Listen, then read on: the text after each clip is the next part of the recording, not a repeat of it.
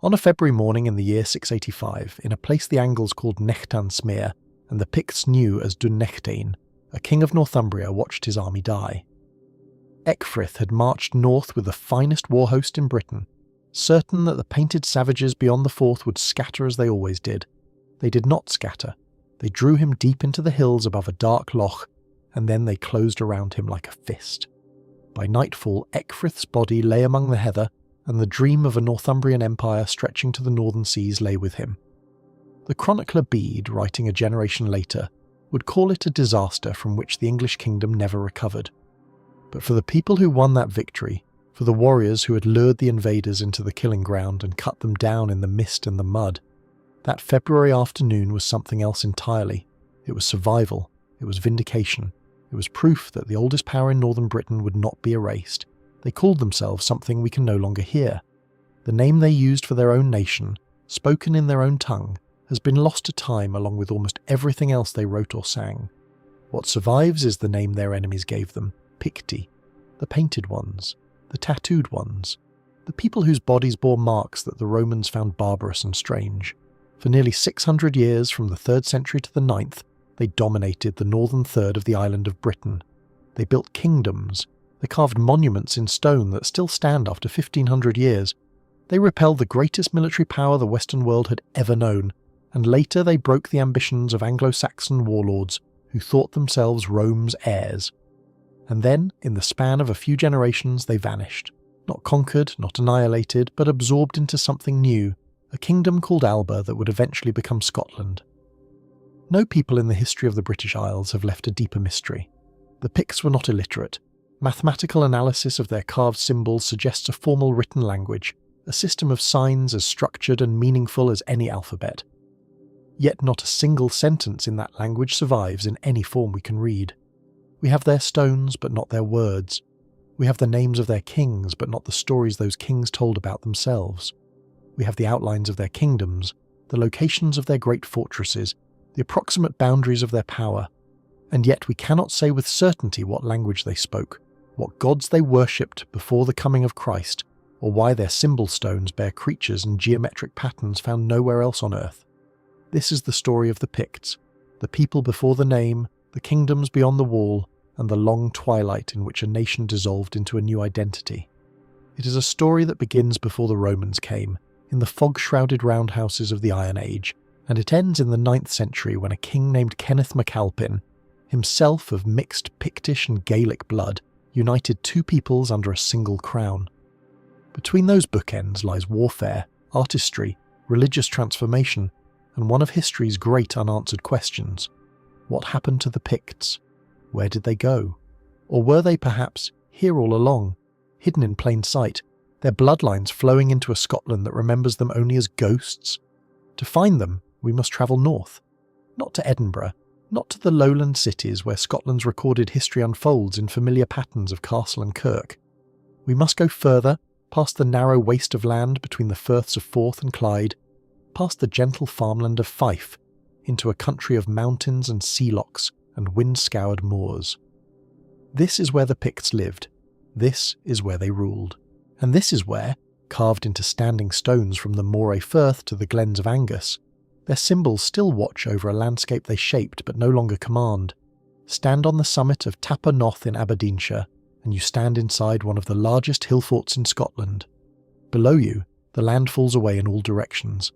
The silver thread of the River Don to the south, the purple heather slopes of the Corrine Hills to the west, and everywhere the patchwork green of farmland that was, 2,000 years ago, dense with roundhouse settlements and cattle tracks and the smoke of forge fires. The ramparts you walk upon were built long before any Roman soldier set foot in Britain. Generation after generation reinforced them, raised them higher, made this high place a citadel against enemies whose names are lost. By the time Agricola's legions marched north in the 1st century AD, places like Tapa Noth had been gathering points for a scattered population for 500 years or more. They were not primitive refugees. They were statements of power, visible for miles in every direction, proclaiming that someone ruled here, someone who could command the labour of hundreds, perhaps thousands, to heap stone upon stone until the hilltop bristled like a crown, or stand on the eastern coast, where the promontory of Berghead juts into the Moray Firth like a fist thrust towards Scandinavia.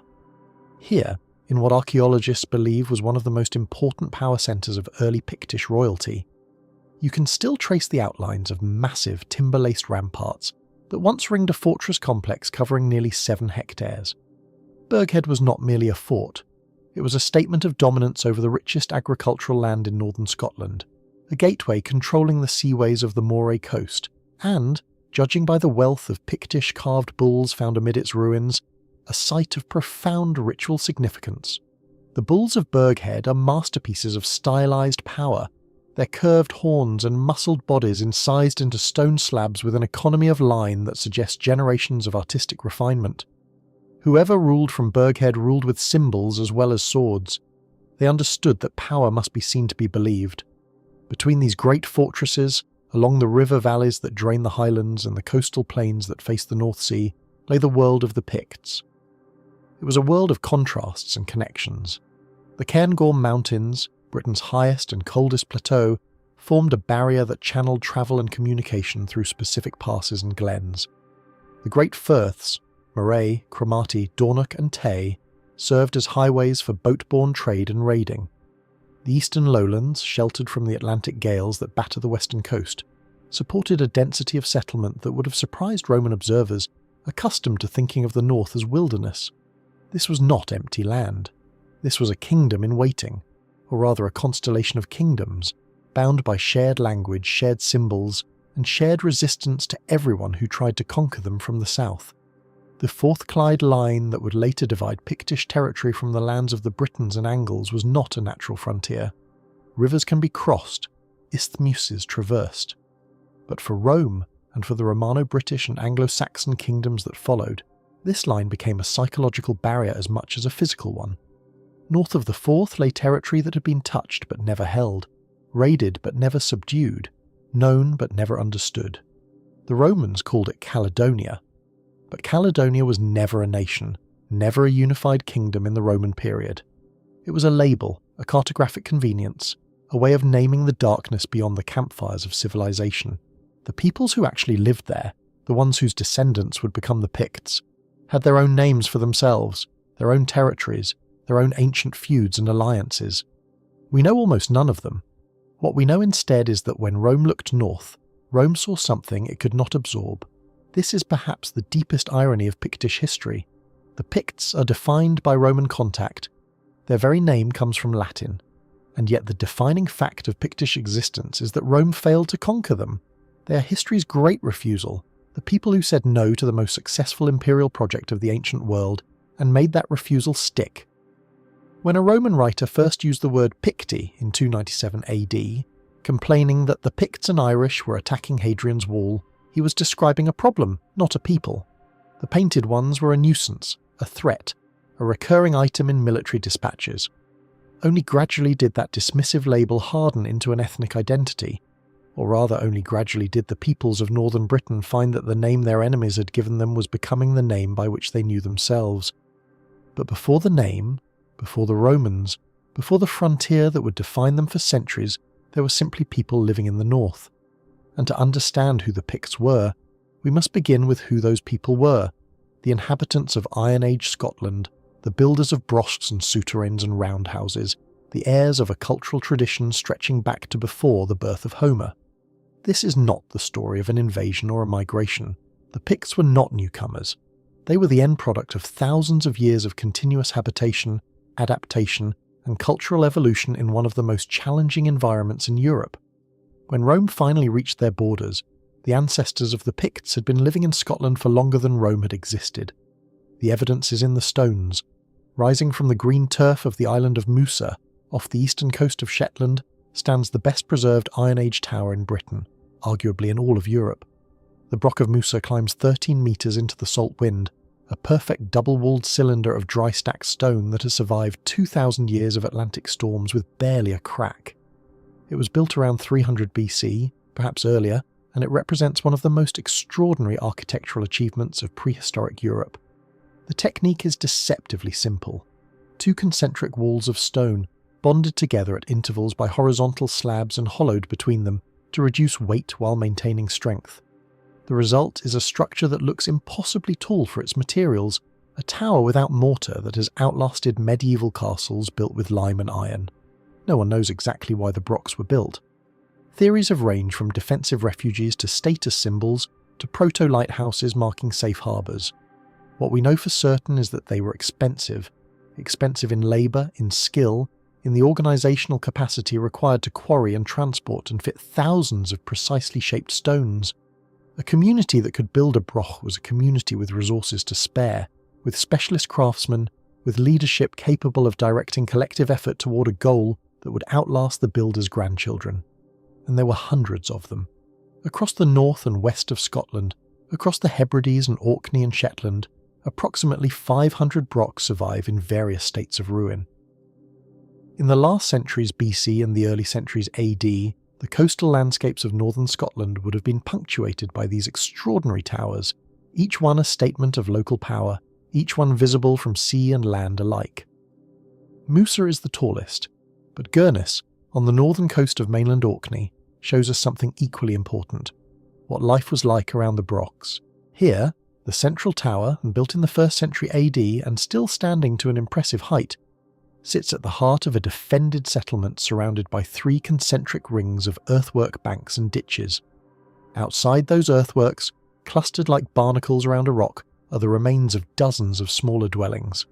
Gurness was not a single farm or a chieftain's stronghold. It was a community, a village in all but name, housing perhaps dozens of families under the protection of the Brock's high walls. Excavation has revealed evidence of metalworking, bone carving, weaving, and the processing of grain. Life at Gurness was not merely defensive, it was productive, social, interconnected, and it continued for centuries. The Brockers' stones eventually scavenged in the 5th century AD, the Pictish period, to build smaller houses that clung to the site's ancient importance even as its original function faded. The Brocks cluster most thickly in the north and west, but they are part of a broader pattern of Iron Age fortification and settlement that extended across all of what would become Pictland. The roundhouse was the fundamental unit of habitation, a circular dwelling with low stone walls supporting a conical roof of timber and thatch, a central hearth for warmth and cooking, and a floor often set slightly below ground level to shelter against the wind. These were not hovels. They were carefully engineered structures, designed for a specific climate and a specific way of life. The largest roundhouses, with diameters exceeding 15 metres, would have been the homes of leading families, chieftains perhaps, or heads of extended kin groups whose wealth was measured in cattle and followers. From around 800 BC to AD 100, the landscapes of Scotland were dotted with roundhouses of various sizes, some standing alone amid their fields, others clustered into settlements that might house 50 or 100 people. The concentration of massive stone-walled roundhouses in the uplands west of the River Tay hints at a regional variation in architectural tradition, a local emphasis on stone construction where timber was scarce, and the raw materials for masonry lay scattered across every hillside. Further south and east, timber roundhouses predominated, but everywhere the basic pattern held: circular dwellings, extended family groups, an economy based on cattle and sheep and the grain crops that could be coaxed from Scotland's thin soils. This was a pastoral world, a world of transhumance and seasonal migration, where the rhythm of life was set by the movements of livestock between winter pastures and summer grazing. But it was not an isolated world. Objects found in Iron Age Scottish contexts, bronze ornaments, glass beads, wine amphorae in the most elite sites, prove that long-distance trade networks connected even the remotest communities to the wider European economy. And then there are the souterrains. These underground passages, dug into the earth and lined with stone, are found across the agricultural heartlands of what would become Pictland, particularly in Angus and Aberdeenshire. Some are simple curved tunnels, others are elaborate complexes branching and doubling back, their entrances hidden within or adjacent to surface settlements. Debate continues about their purpose.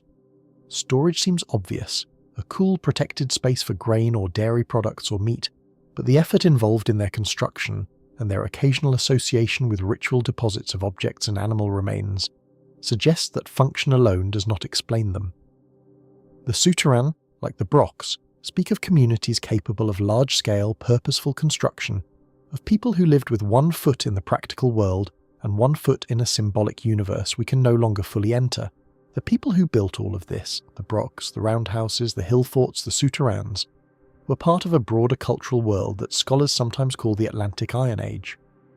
Along the western coasts of Europe, from Iberia to the Northern Isles, maritime communities developed in parallel, connected by sea routes that carried goods, ideas, and perhaps languages across vast distances. The Atlantic was not a barrier, it was a highway, and the peoples of northern Scotland, however remote they might seem on a modern map, were participants in this maritime culture from its earliest emergence. They knew bronze before they knew iron. They knew the art of the goldsmith and the jeweller, and at some point, probably after the 8th century BC, they came into contact with languages and cultural practices that scholars label Celtic, or more precisely, Brythonic. This is a crucial point, often misunderstood in popular accounts of the Picts. The Picts were not separate from the Celtic-speaking peoples of Britain, they were part of them. The linguistic evidence, fragmentary as it is, suggests that Pictish was a Brythonic Celtic language, related to the languages spoken by the Britons of Wales, Cornwall and southern Scotland. Place names, the few personal names recorded in later sources, the structure of royal succession patterns, all point toward a shared Celtic heritage linking the Picts to their southern neighbours. Whatever the Picts called themselves, however distinct their identity may have become by the time Romans started writing about them, they were not strange intruders from outside the British tradition. They were the northern branch of that tradition, shaped by their specific environment and their specific history, but rooted in the same broad Atlantic and Celtic culture that gave rise to the kingdoms of the Welsh and the Britons of Strathclyde. What set them apart in the end was geography, and what geography made possible, resistance.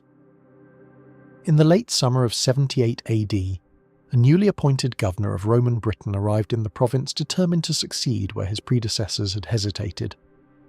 Gnaeus Julius Agricola was a career soldier and administrator, a man who had served in Britain once before during the chaos of the Boudiccan revolt, and who understood better than most the peculiar challenges of this mist-shrouded island at the edge of the known world. He had inherited a province whose northern frontier was vague and contested, where the military accomplishments of previous governors had been eroded by tribal raiding and strategic uncertainty. Agricola intended to change that. Over the next 7 campaigning seasons, he would push Roman power further north than it had ever gone, and further north than it would ever permanently remain. Our knowledge of Agricola's campaigns comes almost entirely from a single source, the biography written by his son-in-law, the historian Tacitus. This is both a blessing and a problem. Tacitus was one of the great prose stylists of Latin literature, and his account of Agricola's wars gives us vivid scenes, memorable speeches, and a level of narrative detail that would otherwise be completely absent from our understanding of this period. But Tacitus was also writing a eulogy for a man he loved and admired, and he had his own literary and political agenda. The Roman victory he describes may have been less complete than he suggests. The enemy he portrays may have been drawn with broad strokes of barbarian stereotype rather than careful ethnographic observation. We must read Tacitus with gratitude and skepticism in equal measure. What Tacitus tells us is this: in his first season, Agricola consolidated Roman control over the tribes of what is now northern England and the southern uplands of Scotland.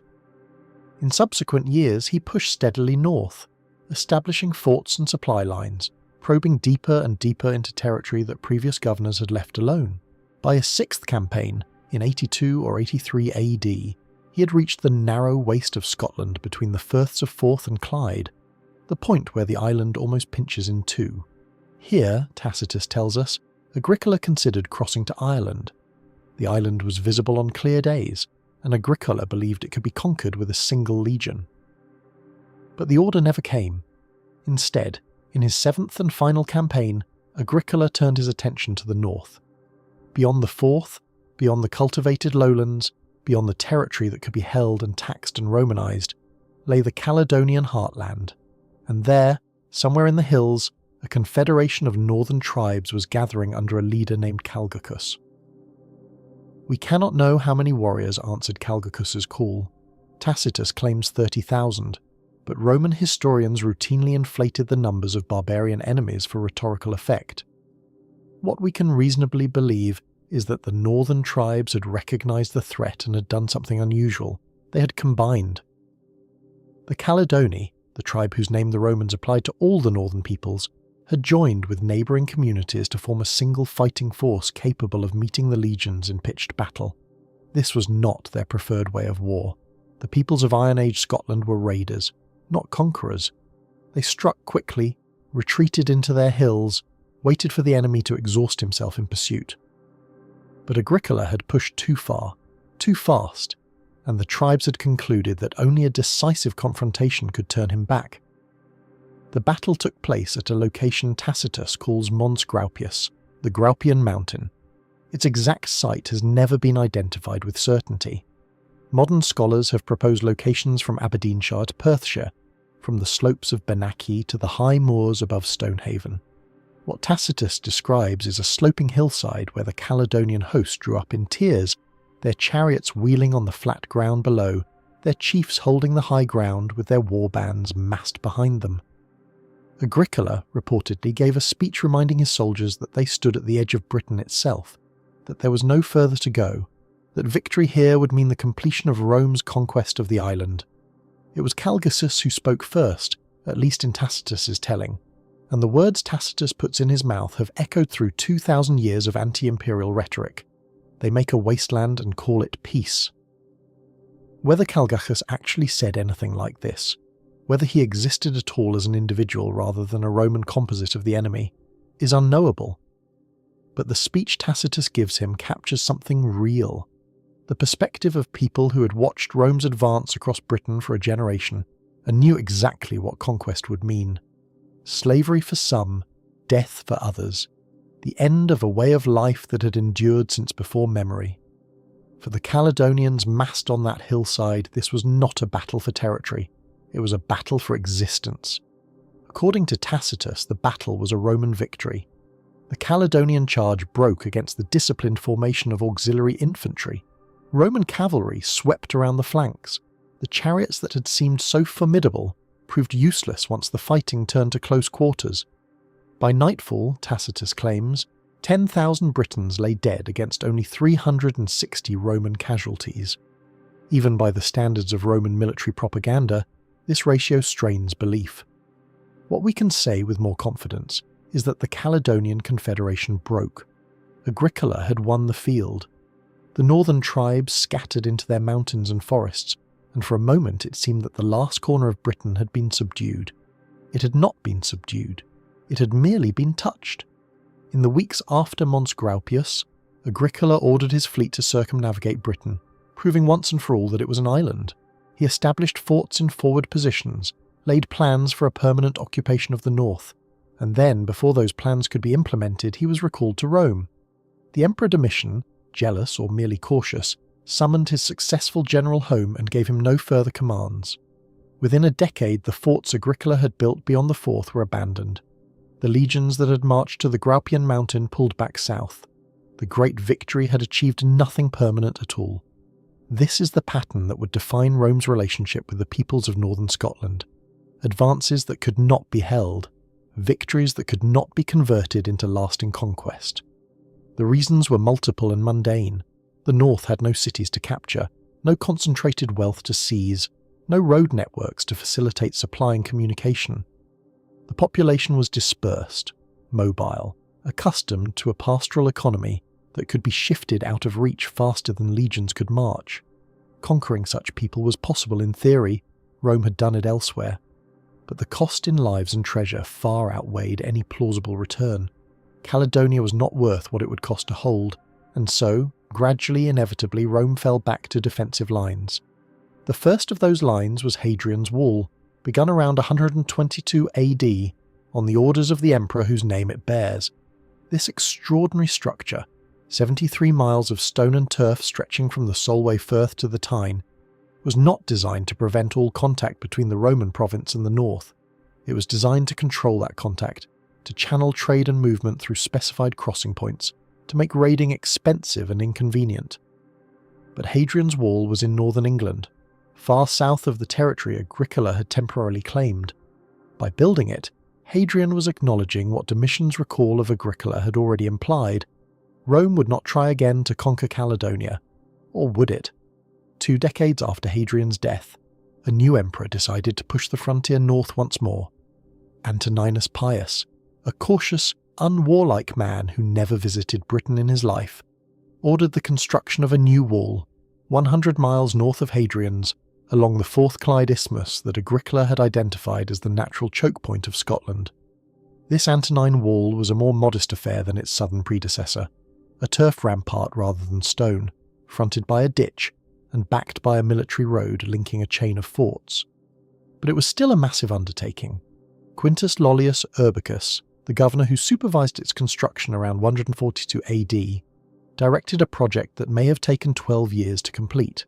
63 kilometres of fortification, studded with forts and fortlets, manned by auxiliary units drawn from across the empire, represented the new northern limit of Roman power.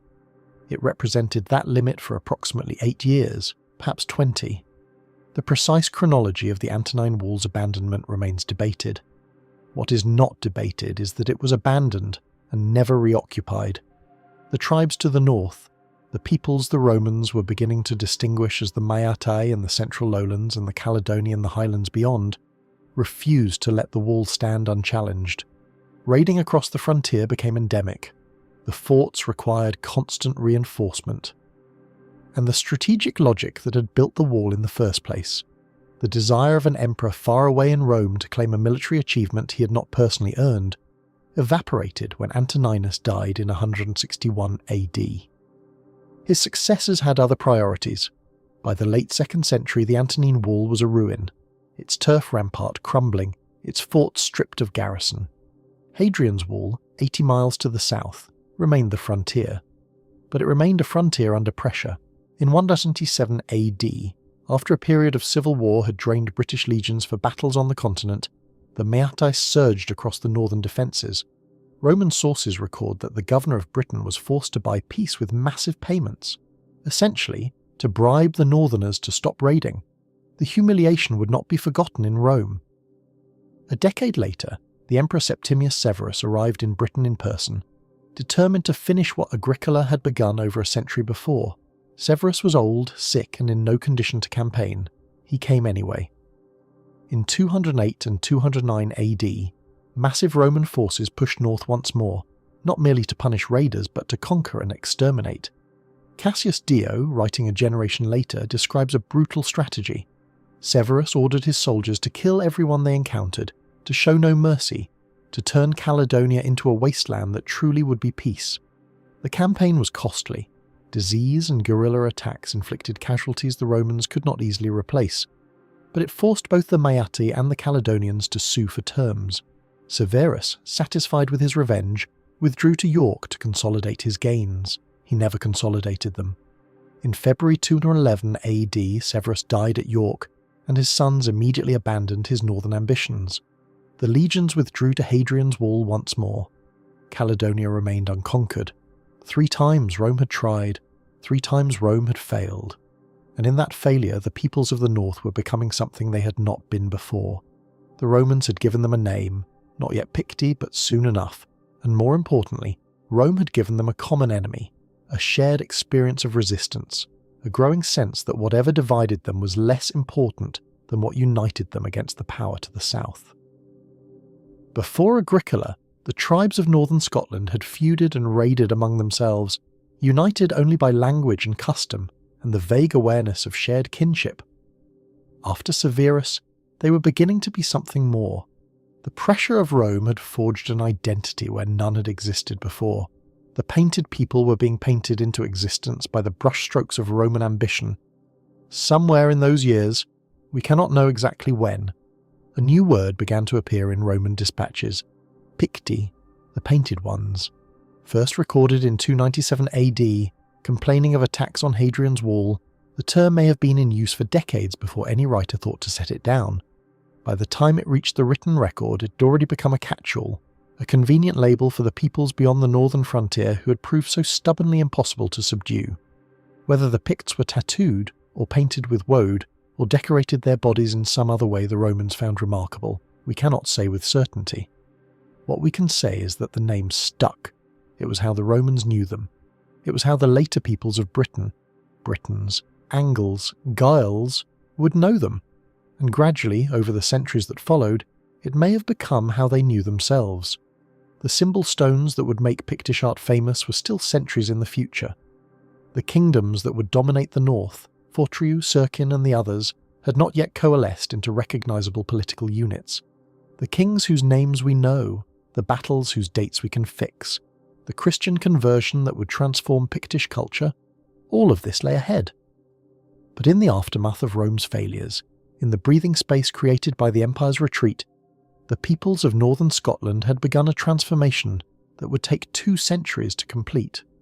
Out of the dozens of Iron Age tribes, out of the scattered hill forts and broch communities and roundhouse settlements, out of the memory of resistance and the reality of survival, a nation was being born. The Picts who emerge into the clearer light of the 5th and 6th centuries AD, the Picts who will carve their mysterious symbols into standing stones, who will build the great fortress of Burghead, who will field armies capable of breaking Anglian ambitions at Dun Nechtane. These Picts did not spring from nowhere. They were the heirs of everything that had come before, the broch builders and the souterrain diggers, the warriors who followed Calgacus to Mons Graupius, the raiders who forced Severus to march north in dying rage. The Romans had looked upon these people and seen only savages at the edge of the world. The truth was more complex and more impressive. The Romans had looked upon the ancestors of a kingdom that would outlast Rome's presence in Britain by 400 years. The Picts were listening, they were watching, they were learning. And when the legions finally withdrew from Britain altogether, when the early 5th century saw the last Roman soldiers depart for a crumbling empire that could no longer afford to hold its most distant provinces, the Picts were ready to step out of the shadows, ready to build something of their own, ready to carve in stone the symbols of a power that Rome had never broken. The wind still blows across the Moray Firth, cold and salt-laden, carrying the cries of seabirds and the distant crash of surf on rock. The brochs of Musa and Gurness still stand, their dry stone walls defying 2 millennia of storms. And on hillsides from Aberdeenshire to Fife, on lonely moorlands and beside rushing rivers, the symbol stones still wait, covered in spirals and crescents, in beasts no zoologist can identify, in geometric patterns no linguist has deciphered. They are messages from a people who knew something we have forgotten. They are the voice of the Picts, speaking in a language we cannot yet understand. But we are only beginning. Beyond the frontier that Rome had drawn and abandoned, beyond the ruins of the Antonine Wall, beyond the trauma of invasions that had failed, and invasions that had come terrifyingly close, the Pictish kingdoms were taking shape. Power was consolidating. Kings were rising. And somewhere in the 6th century the Picts would face a new challenge, not from the south this time, but from the west. Across the sea from Ireland, a holy man named Columba was coming north, carrying a new faith and a new way of seeing the world. The Picts would meet him, the Picts would listen, and in that meeting everything would change again. But before we follow Columba's coracle across the Irish Sea, before we witness the collision of faiths that would reshape Pictish society, we must pause at a moment that occurred 3 centuries earlier, a moment when a name was given, and in the giving, a people stepped from the blur of tribal anonymity into the sharp focus of recorded history. The year is 297 AD. The place is a Roman hall, perhaps in Trier, the imperial capital of Gaul, where the orator Eumenius stands before an audience of officials, military commanders and courtiers. He is delivering a panegyric, a formal speech of praise, for the Emperor Constantius Chlorus, who has recently campaigned in Britain. Eumenius is a professional, a master of rhetoric trained in the classical tradition, and his purpose is not to document but to flatter. Yet in the course of his oratory, seeking to emphasize the emperor's achievements in that rain-soaked province at the empire's edge, he mentions almost in passing that the Britons were already accustomed to their enemies, the semi-naked Picti and Hiberni. The Picti, the painted ones, or perhaps, and here the scholarly waters immediately grow murky, something else entirely. Eumenius did not pause to explain the name. He did not tell his audience who these Picti were, where they came from, how they dressed, or what language they spoke. He assumed his listeners already knew. The term was familiar enough to require no elaboration, which tells us something important. By 297 AD, the name Picti was already in common use among educated Romans discussing British affairs. It was not Eumenius's invention. It was already established nomenclature, a label that had been circulating in military reports and administrative documents and dinner party conversation for some unknown span of years before this panegyric committed it to surviving literature. This single word, this brief flash of ink on parchment, marks the boundary between prehistory and history for the peoples of northern Scotland. Everything before 297 AD exists in the realm of archaeology, of inference, of reconstruction from material remains and the fragments of classical ethnography. Everything after exists, however dimly, in the world of documented narrative. The Picts are now a people with a name. They can be tracked through the centuries, their kings listed, their battles dated, their territories mapped. But the irony cuts deep. The name itself remains a puzzle, and the people who bore it left us almost nothing in their own words. The Latin is straightforward enough on the surface.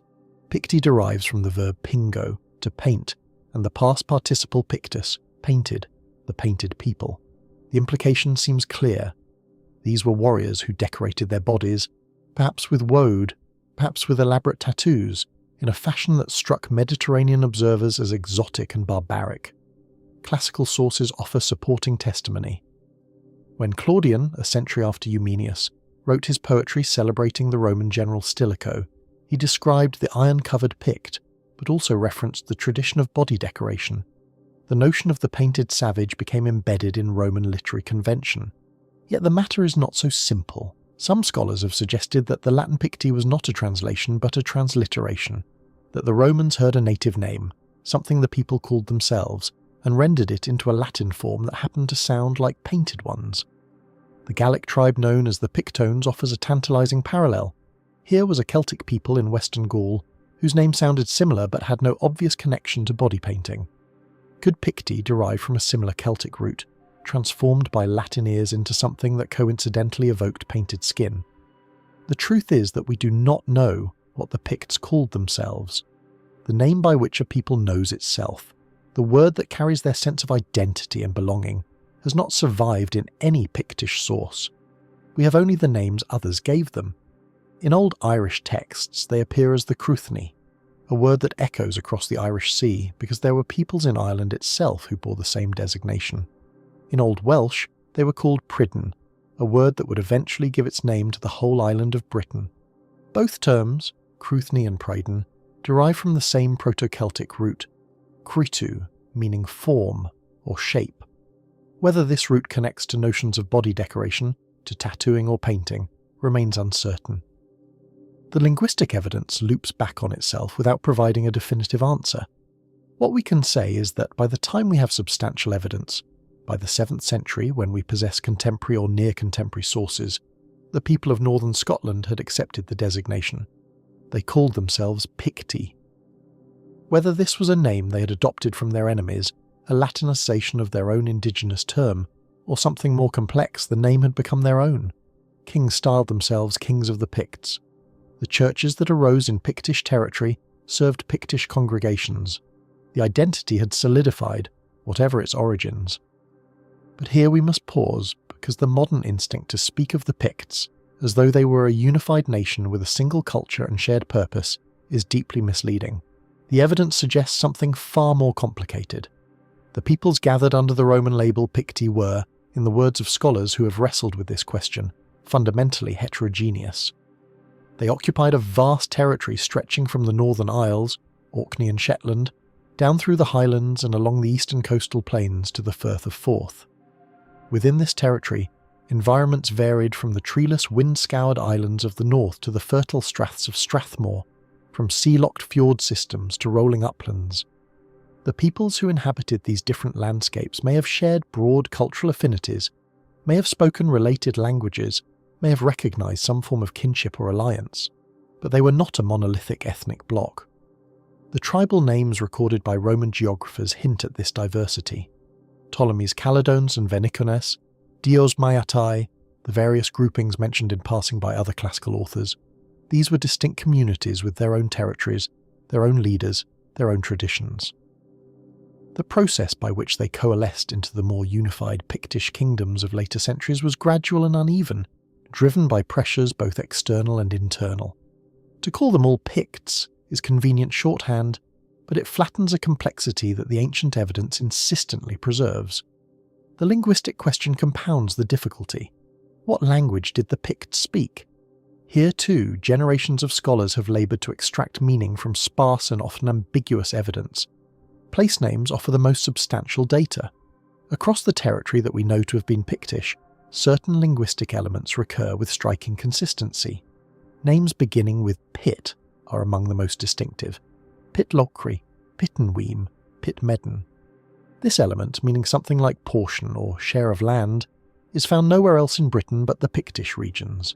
Its distribution maps Pictish territory with remarkable precision, clustering in Fife, Angus, Aberdeenshire, and the lands around the Moray Firth, thinning to nothing as one moves south beyond the Forth or west into the Gaelic-speaking Highlands. Similarly, elements like Aber, meaning mouth of a river, and Inver, with a similar meaning, show patterns consistent with P-Celtic speech, the branch of Celtic languages that includes Welsh, Cornish and Breton, distinguished from the Q-Celtic branch that includes Irish, Scottish Gaelic and Manx. The linguistic evidence, fragmentary as it is, suggests that the Picts spoke something akin to the British languages of the south, something related to Welsh and to the language of the Britons who inhabited what is now England before the Anglo-Saxon invasions. But even this conclusion comes hedged with uncertainty. A handful of inscriptions survive that may represent the Pictish language, carvings in the Ogham alphabet borrowed from Ireland, scratched into stone in places like Brandsbutt in Aberdeenshire or the Broch of Burrion in Orkney. These inscriptions resist interpretation. Some scholars have argued that they represent a form of Celtic entirely consistent with the British languages. Others have suggested that at least some inscriptions show elements of a pre-Celtic or non-Celtic language, perhaps a survival from the peoples who inhabited northern Scotland before the Celtic-speaking migrants arrived in the first millennium BC.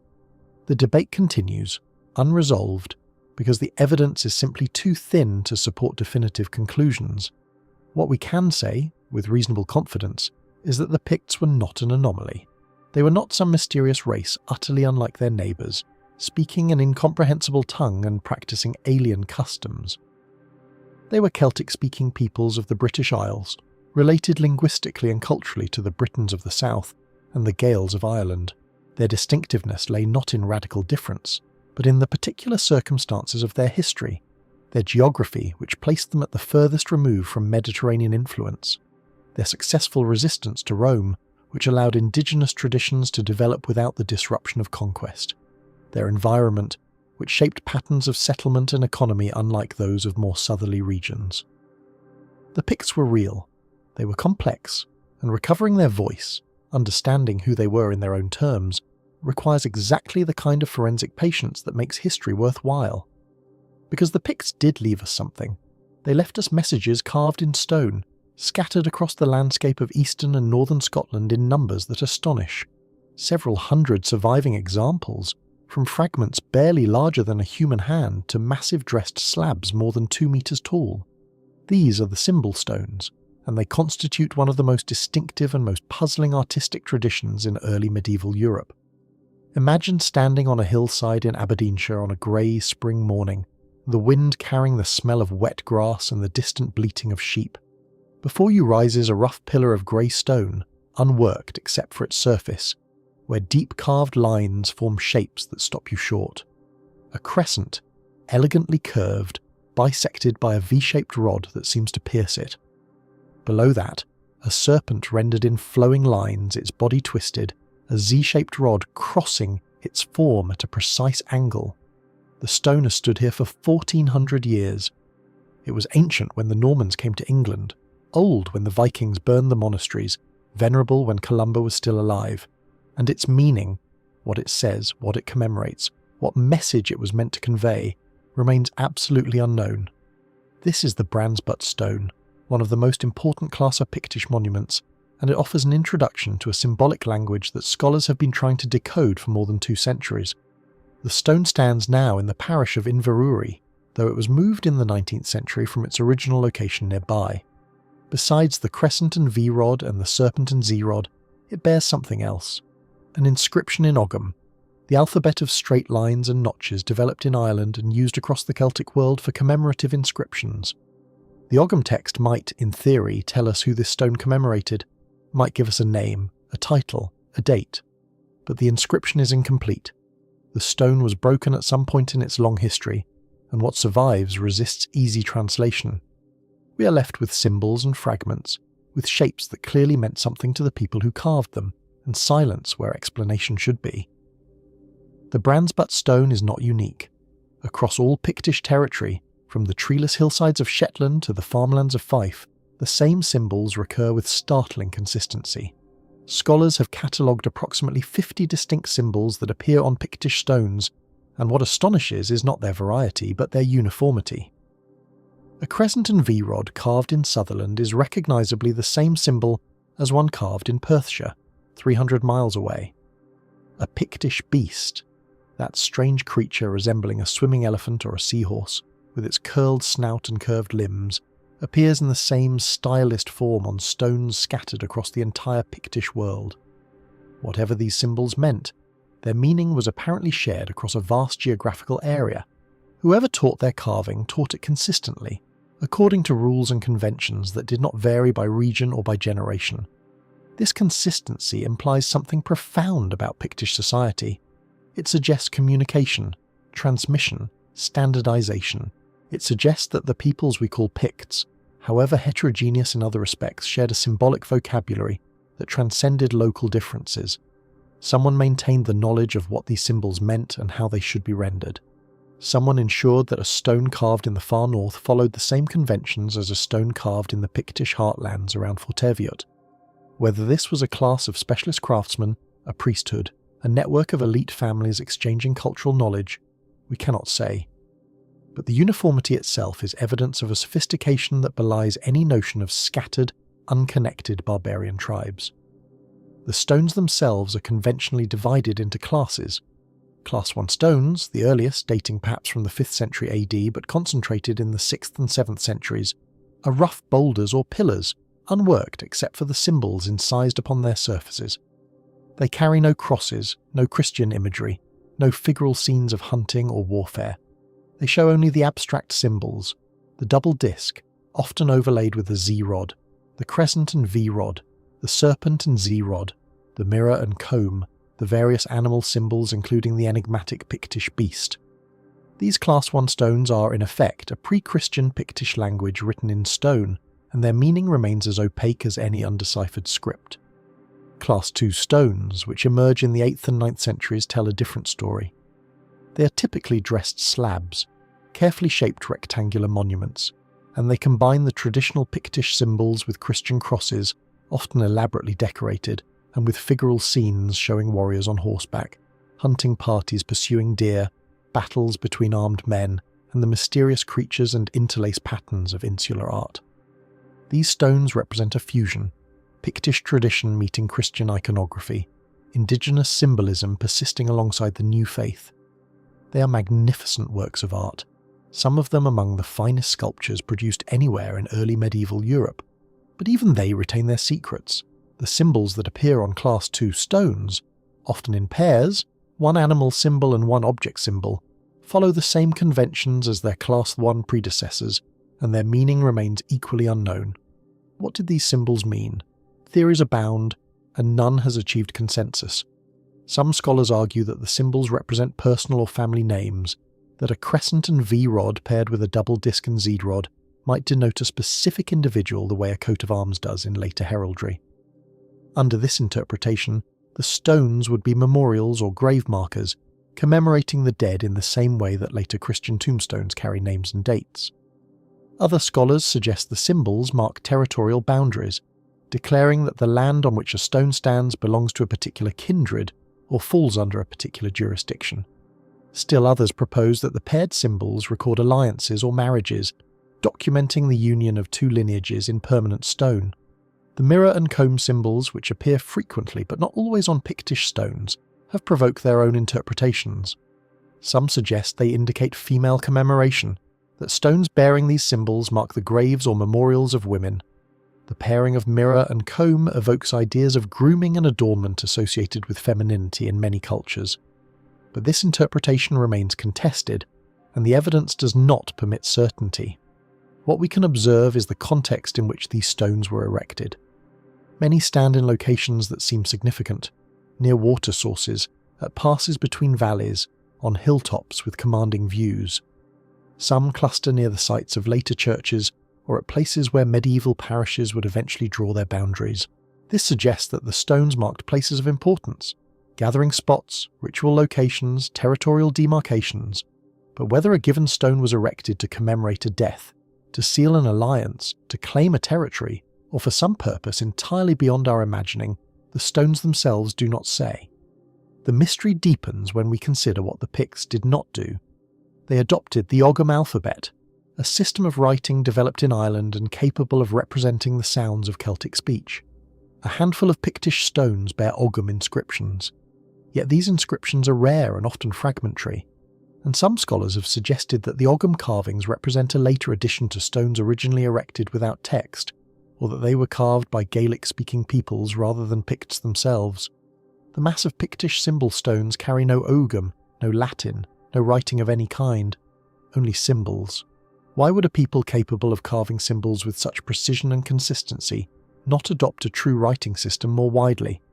Why develop a visual language of 50-odd standardized symbols, if not to communicate complex meanings, and yet not take the further step of developing or adopting a phonetic script? The question cuts to the heart of what the symbol stones represent. Were they a form of proto-writing, a system capable of conveying specific linguistic content through conventional signs? Or were they something different? Heraldic emblems, totemic markers, sacred images that communicated in ways unrelated to spoken language? Mathematical analysis of the symbol combinations, studies examining which symbols appear together, which never co-occur, how pairs and triplets are distributed, suggests a system with rules, with grammar in the broadest sense. The symbols do not appear randomly. Their combinations follow patterns that imply meaningful structure. But whether that structure constitutes writing in the conventional sense, whether a literate Pict, if such a person existed, could read a symbol stone the way we read a text, remains beyond our ability to determine. The Dunrobin stone in Sutherland offers another example of this haunting beauty. It stands near the great castle of the Dukes of Sutherland, but the castle is a medieval and later edifice. The stone is more than a millennium older. Upon its surface, weathered but still legible, appear Pictish symbols, a fish, an abstract geometric form. The stone has stood through the Viking Age, through the wars of Scottish independence, through the Highland clearances and the transformation of the landscape around it. It has witnessed more history than any written chronicle, and it remains silent, its symbols speaking a language that no living person can interpret. Perhaps that silence is appropriate. The Picts built a culture that resisted easy explanation even in their own time. They occupied a world of moors and sea cliffs, of harsh winters and brief brilliant summers, of waters teeming with fish and hills roamed by red deer. They built their brocks and their hill forts, they tilled their fields and pastured their cattle, they raided south into Roman territory and defended their own lands against Roman incursions. They buried their dead and remembered them, perhaps with these very stones, and then, over centuries, they were absorbed into a larger identity, their language fading, their kings forgotten, their symbol carvers laying down their tools for the last time. What remains is stone, stone that speaks in a visual language we cannot decipher, stone that tells us the Picts were here, that they mattered, that they created something distinctive and powerful and entirely their own.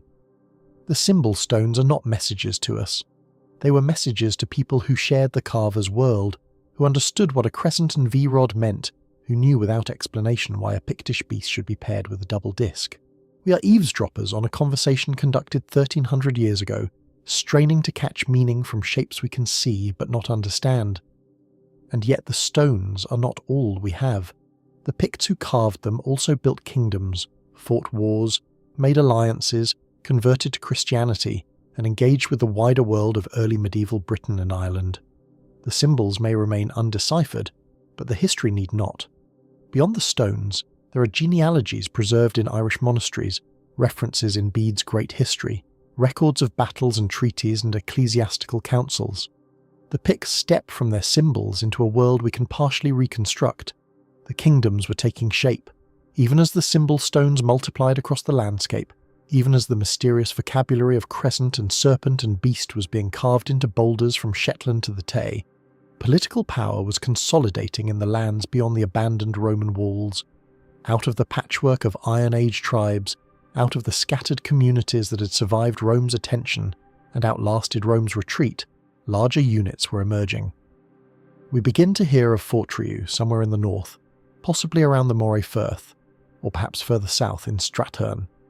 We hear of Kjersin, likely in the region of modern Angus.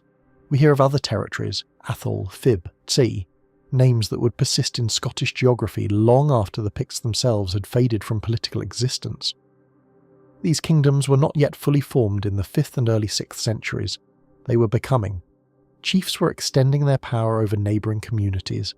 Dynasties were establishing themselves through marriage and war and the slow accumulation of prestige. The hillforts that had defended individual communities in the Iron Age were being superseded by larger centres of power. Places like Burghead on the Moray coast, where a massive promontory fort dominated the sea lanes and the surrounding territories, where bulls were carved into stone slabs in a fashion that suggests royal or sacred significance. The Picts were building something new, not merely surviving, not merely resisting, but creating, forging an identity that would endure for 4 more centuries, that would produce art of extraordinary sophistication, that would challenge the most powerful kingdoms of early medieval Britain. The symbol stones were part of that creation. They mark the land with Pictish presence.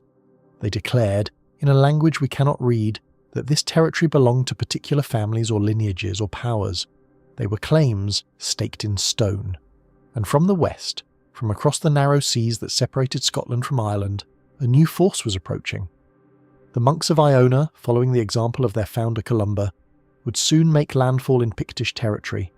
They would bring with them literacy in Latin, a faith that claimed universal truth, connections to the wider Christian world, and ideas about kingship and society that would transform everything they touched.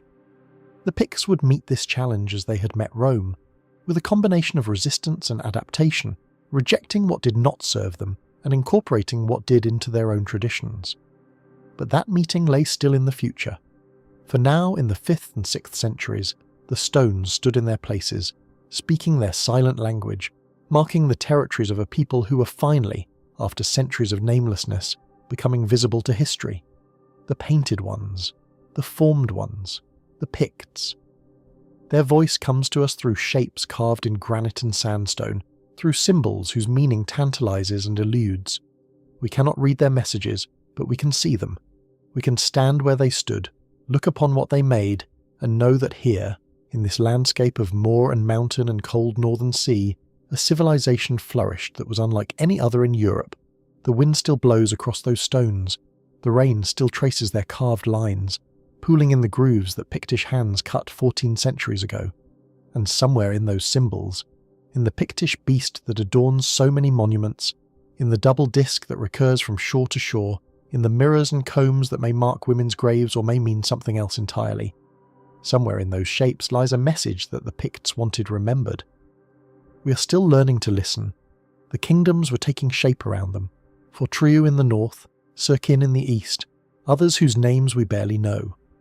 The stone carvers were at work, the kings were rising, and from the west, from the direction of the setting sun, the first rumours of a new faith were beginning to reach Pictish ears. The rumours became flesh in the year 563, when a boat from Ireland made landfall on the small island of Iona, off the western coast of what would later be called Scotland. The man who stepped ashore was Columba, Columcille in his native Irish, the dove of the church, and with him came 12 companions, enough to form a monastic community in the Irish fashion. Columba was no simple wanderer. He was born of royal blood, connected to the most powerful dynasties of Northern Ireland, a man whose family had produced kings and would produce kings again. He had founded monasteries in Ireland before some shadow fell across his path. Later tradition spoke of a battle, of blood guilt, of exile as penance, and now he had come to this small island on the edge of the Pictish world. Iona itself lay within the territory of Dalriata, the Gaelic kingdom that had established itself along the western seaboard of Britain, in Argyll and the islands. The Gaels who ruled here spoke a language related to Irish, worshipped in the Christian fashion, and looked westward across the sea to their Irish kindred as naturally as they looked eastward to the mountains where the Picts held sway. Columba's monastery would become the spiritual heart of this Gaelic world, a beacon of learning and sanctity whose influence would spread far beyond its rocky shores. But Columba's ambitions, or perhaps his divine calling, extended beyond the Gaels. Within 2 years of his arrival, he would undertake a journey that would bring him face to face with the most powerful Pictish king of the age. Bride, son of Melchon, ruled from a stronghold somewhere near the river Ness, in the heartland of Fortriu. We know frustratingly little about this king beyond what Adamnan, Columba's hagiographer, chose to tell us more than a century later. Bride had achieved what few Pictish rulers managed, a dominance over the other kingdoms sufficient to make him, in effect, the overking of the Picts. His fortress, perhaps on Craigfadrig, the hill fort that overlooks the modern city of Inverness, perhaps elsewhere, commanded the Great Glen and the routes that connected the Moray Firth to the western seas. He was a warrior king in a violent age, maintaining his position through the constant calculus of force and diplomacy that such rulership required, and in 565, Columba came to him. Adamnan's account of this meeting, written around 697, is our primary witness, and we must read it with careful eyes. Adamnan was not writing history as we understand it.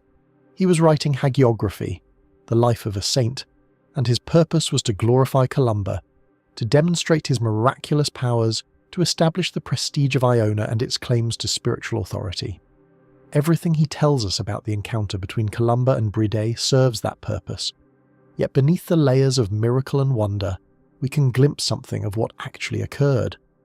Columba did not arrive unannounced. He would have sent messengers ahead, negotiated safe passage, arranged the protocols of such a meeting through intermediaries. When he reached Bride's fortress, he found the gates barred against him. Adamnan tells us the king had ordered that no one should receive the foreign monk. But Columba, we are told, made the sign of the cross, and the bolts flew back of their own accord. The gates swung open. The king, impressed by this demonstration of power, received the monk with honour. We need not believe in miraculous locks to understand what happened. Columba represented something significant, a connection to the wider Christian world, to the prestige of Irish learning, to networks of influence that stretched across the sea. Bride was a calculating ruler, and he would have recognised that such a visitor could be useful. The drama of initial resistance followed by welcome was perhaps a kind of political theatre, allowing the king to demonstrate that he received Columba on his own terms, as a favour granted rather than a submission required. What followed is harder to determine. Adamnan tells us that Columba performed miracles at the Pictish court, commanding spirits, making prophecies that impressed the king and his councillors. He tells us that Bride's druids, led by one Broichan, opposed the Christian monk but were confounded by his superior power. The contest between Columba and these native priests follow a pattern familiar from saints' lives across medieval Europe. The representative of Christ triumphing over pagan magic through the strength of true faith. But Adamnan is careful, or perhaps careless, about one crucial matter. He never clearly states whether Bride was converted by Columba. He never explicitly claims that the king of Fortriu abandoned the gods of his ancestors and embraced the Christian faith. This silence is eloquent.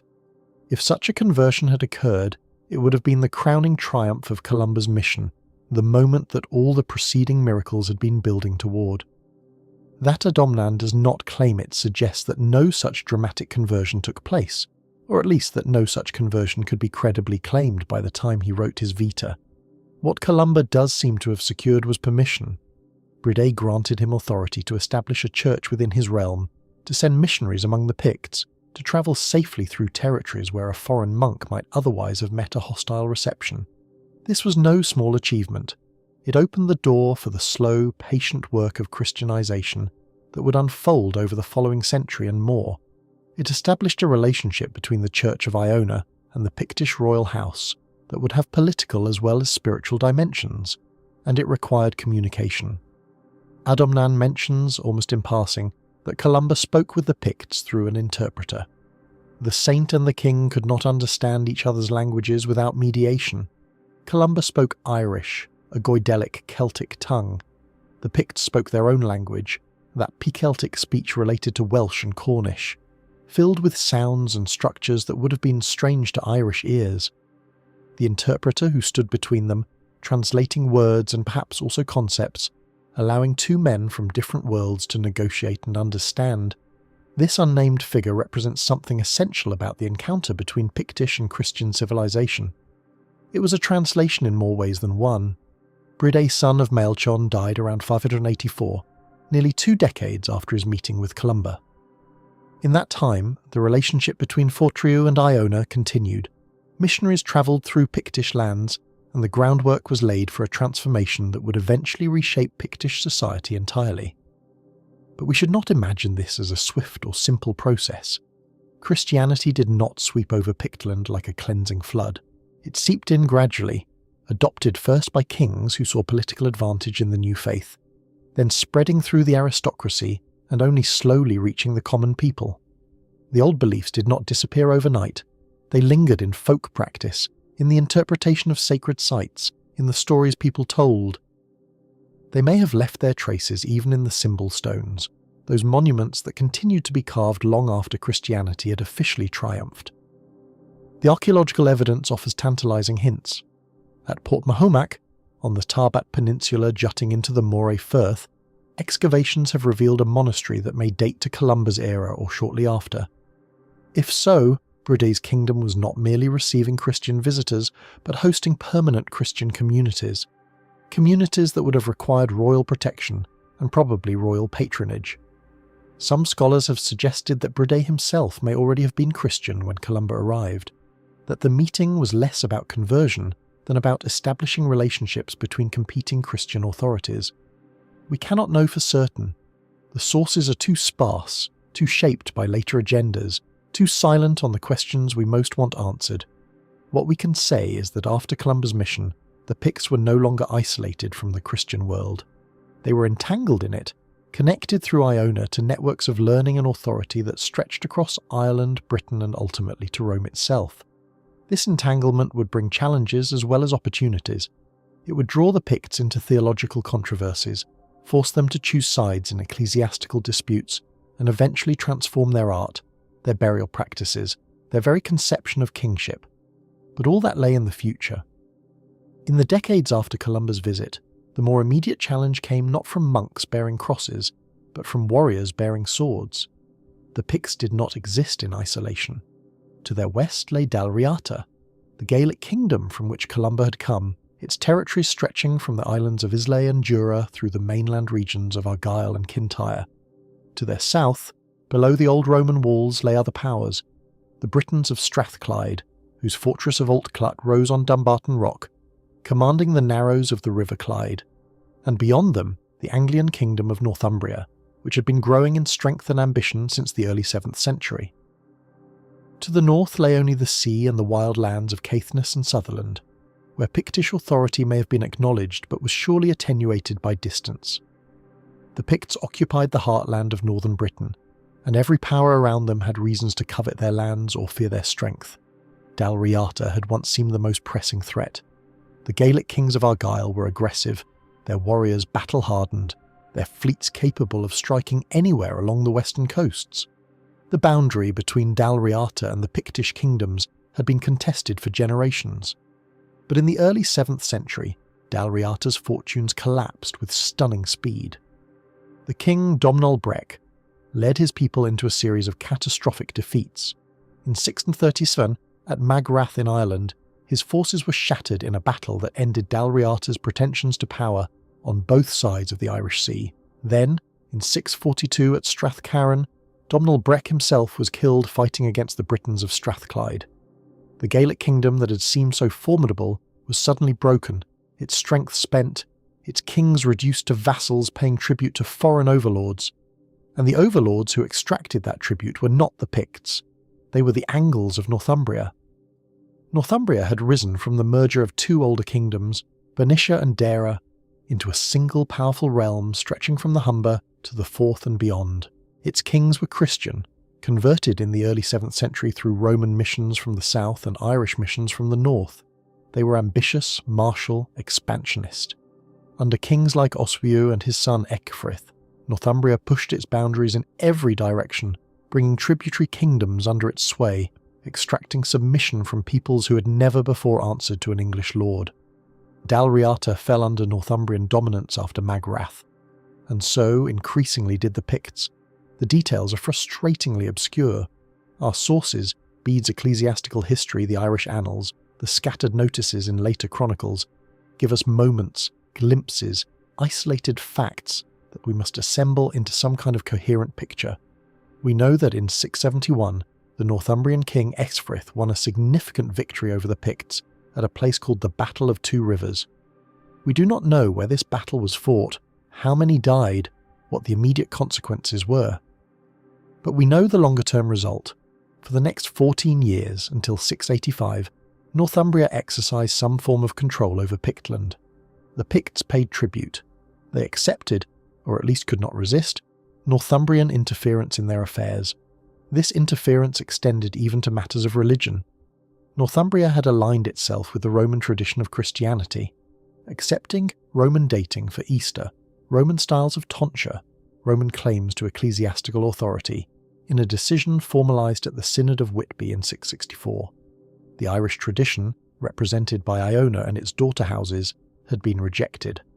And now Northumbrian churchmen began to extend their influence northward, into territories where Columba's heirs had planted the faith.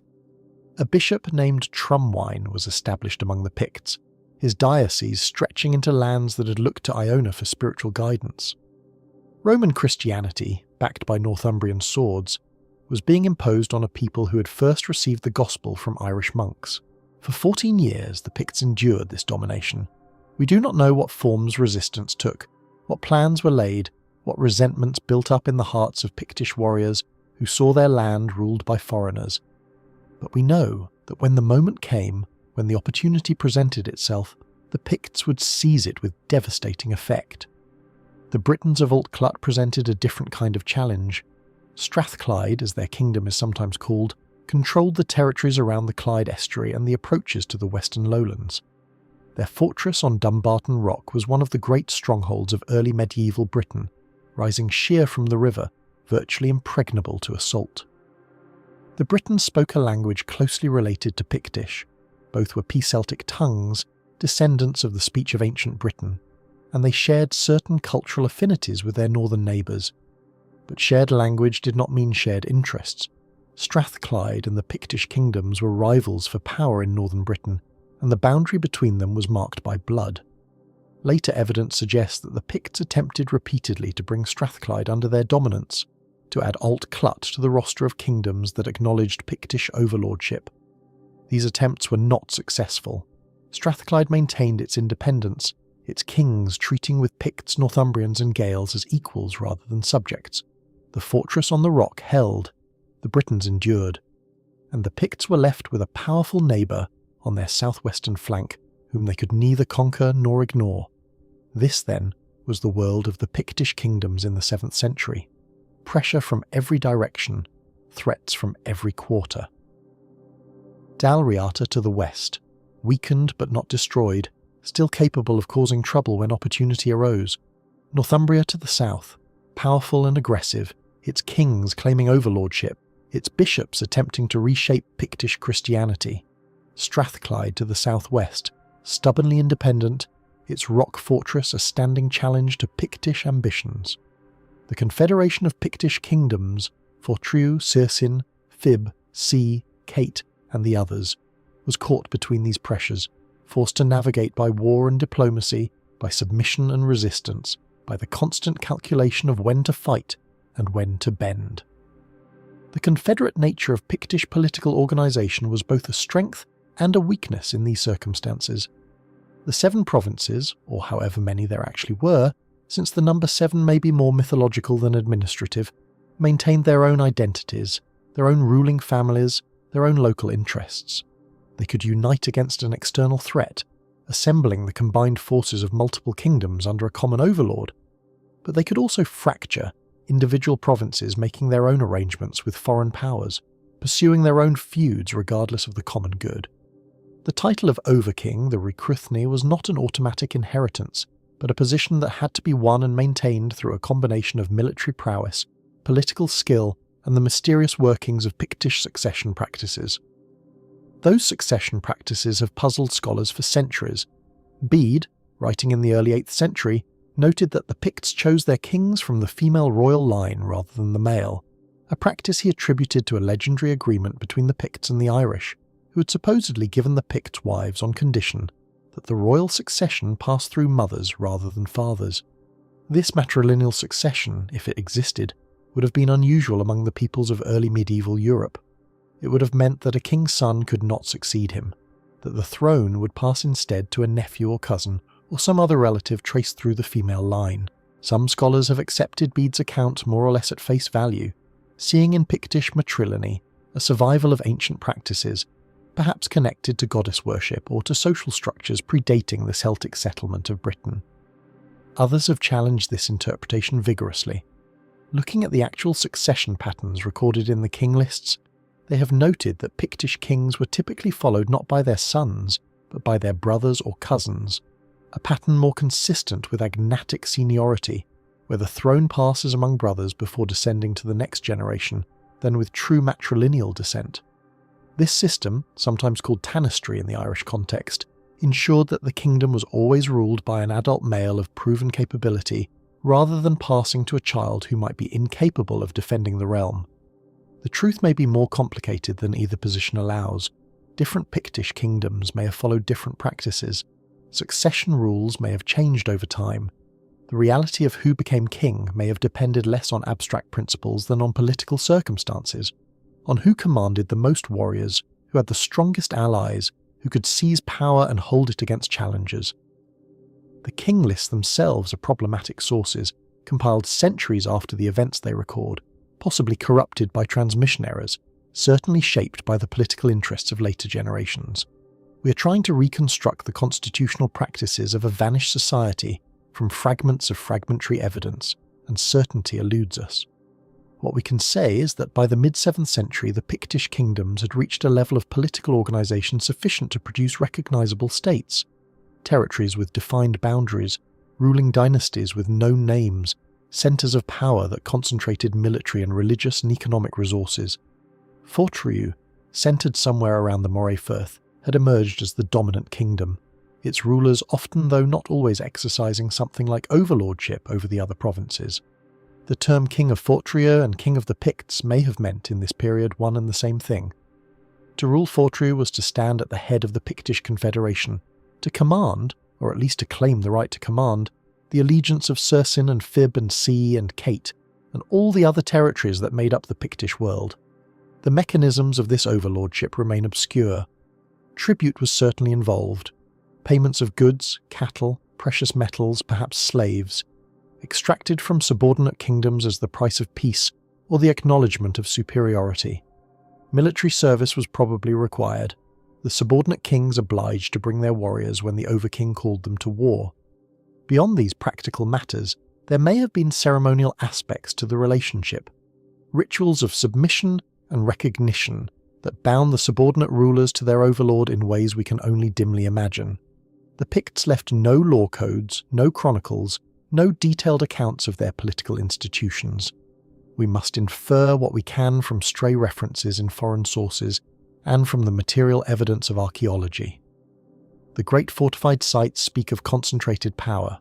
Burghead, on its promontory above the Moray coast, was a massive complex requiring enormous labour to construct and maintain. A royal centre, surely, where the kings of Fortriu displayed their power and extracted the resources of their kingdom. The bull carvings found there, incised into stone slabs with the same precision that characterised the symbol stones, suggest connections between royal authority and sacred symbolism. Other sites, hill forts and promontory forts scattered across the Pictish territories, indicate the presence of local powers, the regional kings and chiefs who owed allegiance to Fortriu but maintained their own seats of authority. The church, too, was becoming entangled with this political structure. Christian monasteries required royal protection and patronage. Christian clerics could provide services valuable to kings, literacy, diplomatic contacts, prayers for victory and legitimacy. The relationship between Columba and Bride, son of Melchion, was the template for relationships that would be repeated across generations. as Pictish rulers found uses for Christian institutions and Christian churchmen found protectors among Pictish royalty.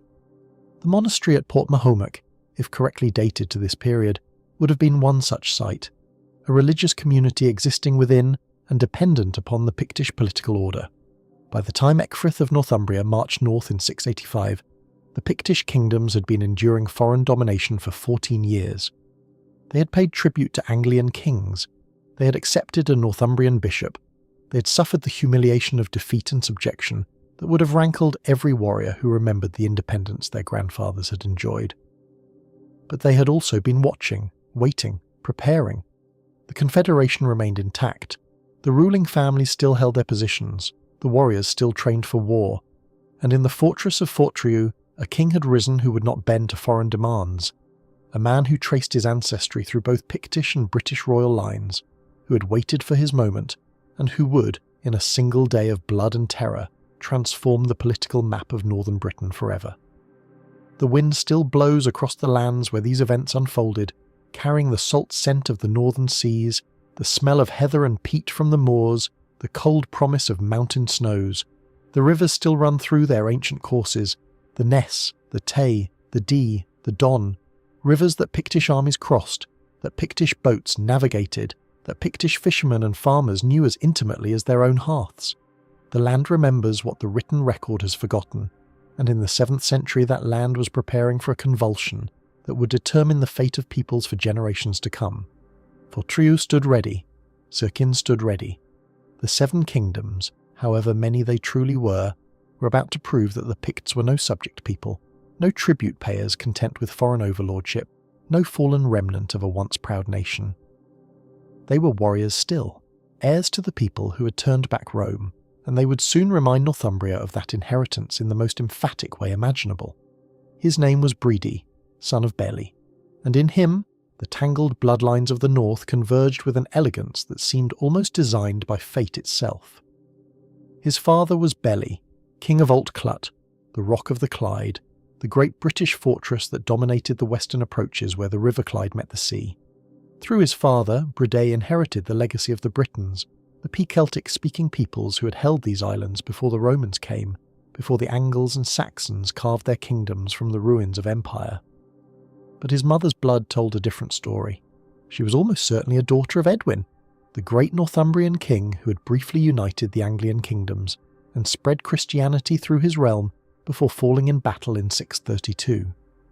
This made Bride something extraordinary in the politics of 7th century Britain, a man who could claim kinship with the very dynasty he would one day face in mortal combat. Ecgfrith of Northumbria, the king who would march north expecting easy victory, was Bridi's own cousin, his fratralis.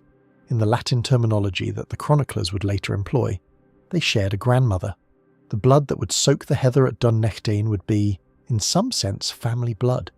This was not unusual in the dynasties of early medieval Britain. Marriage alliances wove the ruling families together in webs of kinship that crossed linguistic and ethnic boundaries. A Pictish princess might wed a British prince, a Northumbrian king might seek a bride among the Irish, and the children of such unions would carry multiple inheritances, multiple claims, multiple loyalties, or, as circumstances demanded, multiple enmities. Bridi's mixed heritage did not make him suspect among the Picts. It made him valuable. It gave him connections, leverage, the ability to negotiate with kingdoms that might otherwise have been entirely foreign, and it gave him perhaps a deeper understanding of his enemies than they had of him. He came to power around 672, though the exact circumstances remain obscured by the silence of our sources. The Pictish succession did not follow primogeniture in any simple sense. Kingship passed through complex patterns that may have involved matrilineal reckoning, election among eligible candidates, or sheer force of arms. What we know is that Bride emerged as Overking of Fortriu, the dominant Pictish kingdom in the north, and that he began almost immediately to consolidate power in ways that went far beyond the passive resistance his predecessors had managed. For 14 years the Picts had lived under Northumbrian shadow. Since the defeat at the Battle of Two Rivers in 671, they had paid tribute southward, accepted a foreign bishop named Trumwine, who established himself at Abercorn on the southern edge of Pictish territory, and endured the indignity of subordination to an Anglian king. For a people whose ancestors had defied Rome, whose symbols proclaimed their identity across 1,000 standing stones, whose warriors still sang of victories against southern armies, this was a humiliation that burned. But humiliation, properly channeled, can become fuel for resistance. And Brede was a man who understood how to channel fury into strategy. He did not immediately challenge Northumbria. That would have been folly. The Northumbrian military machine was formidable, tested in decades of warfare against rival Anglian kingdoms, against the Britons of the west, against the Mercians to the south. Ecgfrith was a proven warrior king who had already demonstrated his willingness to campaign far from home. A premature strike would invite devastating retaliation. Instead, Brede looked in other directions, seeking to strengthen his position before the inevitable confrontation.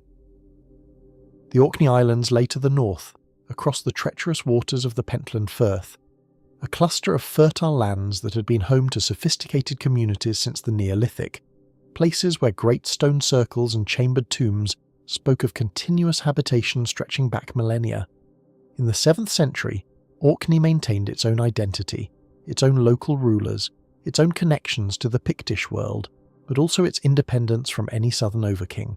This would not continue under Brede. Between 679 and 683, he launched a series of campaigns that would transform the political geography of northern Scotland entirely. The Annals of Ulster, those laconic Irish records that provide our best contemporary glimpses into 7th century Britain, note a siege of Dunatar in 680. Dunatar, the great rock fortress that juts into the North Sea near present-day Stonehaven, a natural stronghold that would remain strategically important for 1,000 years to come. Whatever power held Dunnottar controlled the coastal route northward, the passage between the lowlands and the more remote Pictish territories beyond. That Brede besieged it suggests that not all Pictish lords automatically accepted his supremacy. He was building his confederation through both alliance and conquest, extending the web of obligation and submission that would bind the Pictish kingdoms together under Fortriu's leadership. But it was the campaigns of 682 that truly demonstrated the scale of Brede's ambitions. He struck first at Dunbeath, far to the north in Caithness, that stark, wind-swept corner of the mainland where the mountains give way to moorland and the sea dominates every horizon. Then he turned his attention to Orkney itself. The Annals of Ulster describe what happened next with a single chilling verb. The Orkney Islands were deleted, deleti sunt, by Brede. Whatever the precise meaning of that word, it speaks to a campaign of such overwhelming violence that the annalist could find no gentler term. Perhaps the ruling families were eliminated, their lineages extinguished. Perhaps the population was subjected to such slaughter and displacement that Orcadian independence ceased to exist in any meaningful sense. Perhaps the monasteries where records might have been kept were destroyed, leaving Orkney's separate history erased from memory. We cannot know the details. We know only that after 682, Orkney was Pictish in a way it had not been before, brought firmly within the orbit of Fortriu, its resources and warriors now available to Brede's confederation. This was not mere aggression for its own sake. Brede was thinking strategically, securing his northern flank before turning to face the real threat. Every subordinate king who bent the knee to Fortriu, every territory brought under direct or indirect control, every warrior band that would now answer Brede's summons, all of it was preparation. The resources of the north would be gathered, the warriors would be ready. When the time came to challenge Northumbria, Brede would do so with the full strength of a unified Pictish nation behind him. He cultivated other alliances as well, though our sources give us only fragmentary glimpses. The Britons of Strathclyde, his father's people, remained connected to Pictish fortunes through bonds of kinship and common interest. Both faced Northumbrian pressure, both remembered greater independence, both had reason to hope for Northumbrian humbling. Dalriata, the Gaelic kingdom of the western coasts, had suffered its own disasters in recent decades. Defeats at Magraeth in 637 and Strathcarron in 642 that had broken its earlier dominance, but it remained a player in northern politics, its monasteries maintaining connections across the Irish Sea, its kings still capable of influencing events. The exact nature of Brede's relationships with these neighbours cannot be reconstructed in detail, but the pattern is clear. He was weaving together a coalition, building the diplomatic and military infrastructure that would be needed when the decisive moment arrived. And still he waited. year after year, paying tribute, accepting the presence of Trumwine and his Northumbrian clergy, showing no outward sign of the defiance that was building within him. This took a particular kind of strength, the strength to swallow humiliation, to endure the contempt of enemies, to play the part of a subordinate king while secretly preparing to destroy everything the subordination represented. Lesser men would have struck too soon, driven by wounded pride into premature confrontation. Briddy understood that pride was a luxury he could not yet afford. The time would come. It had to be the right time. The ecclesiastical question added another dimension to his calculations. Northumbria had imposed its brand of Christianity on the Picts, the Roman Christianity that followed the dating of Easter and the tonsure of Peter, as opposed to the older practices maintained by the Irish-influenced churches of the West. Bishop Trumwine at Abercorn represented not just religious authority but political control, a Northumbrian presence in the spiritual life of the Pictish kingdoms. The churches that Columba's mission had established among the Picts, the communities that had grown from that original encounter between the Irish monk and Bride, son of Melchon, a century before. These churches followed different customs, maintained different allegiances, looked westward to Iona rather than southward to Canterbury and Rome. The division between Roman and Columban Christianity had been settled for Northumbria at the Synod of Whitby in 664, where the Roman party had prevailed. But among the Picts, the question remained contested, entangled with questions of political allegiance and foreign domination. To resist Northumbria was, in some sense, to resist Roman Christianity's claim to exclusive authority. To defeat Northumbria would be to free the Pictish Church from southern ecclesiastical control. All of this Bride understood. He was not a simple warrior seeking glory through battle. He was a king playing a long game, manipulating multiple dimensions of power, military, diplomatic, ecclesiastical, dynastic, in pursuit of a single overriding goal, the liberation of his people from foreign domination. For 13 years he built his position. For 13 years he watched the Northumbrian army, studied its methods, noted its strengths and weaknesses. For 13 years he prepared the ground, the alliances, the resources, the warriors who would follow him when the summons came. And then, in the spring of 685, the moment arrived. Ecgfrith of Northumbria made the decision that would cost him his kingdom's greatness and his own life. He would march north, crush the Pictish confederacy once and for all, and extend Northumbrian dominion to the farthest reaches of the island. Perhaps he was responding to intelligence suggesting Pictish restiveness. Perhaps he was simply confident in his military superiority, remembering the easy victory at the Battle of Two Rivers 14 years earlier. Perhaps the very fact of Bridi's patient submission had convinced him that the Picts were broken, incapable of serious resistance, ready to be reduced to permanent subjugation with one decisive campaign. Whatever his reasoning, those close to him knew it was a mistake. Cuthbert, the holy man who had recently been consecrated the Bishop of Lindisfarne, one of the most revered churchmen in Northumbria, a figure whose sanctity would later earn him recognition as a saint, urged Ecgfrith not to go. The campaign was unnecessary, Cuthbert argued. The risks outweighed any possible gain. The Picts should be left in peace, or at least not provoked into the desperate resistance that a full invasion would surely inspire. Ecgfrith ignored him. He had been king for 15 years. He had defeated enemies on every frontier. He was not about to take counsel from monks who knew nothing of war. And so the Northumbrian army gathered, several thousand men, the flower of Anglian military power, armed with the spears and shields and seaxes that had made them masters of northern England. They crossed the Forth, that great estuary that had marked the boundary between worlds since Roman times, and entered Pictish territory. The spring was advancing, the days were growing longer. By the calendar the Northumbrians followed, it was approaching the month of May. Bride watched them come. His scouts would have tracked the Northumbrian army from the moment it crossed the frontier, reporting its numbers, its route, its pace of advance. He had spent 13 years preparing for this moment. He knew exactly what he intended to do. The Northumbrians pushed deeper into Pictish territory, farther north than any Anglian army had penetrated before.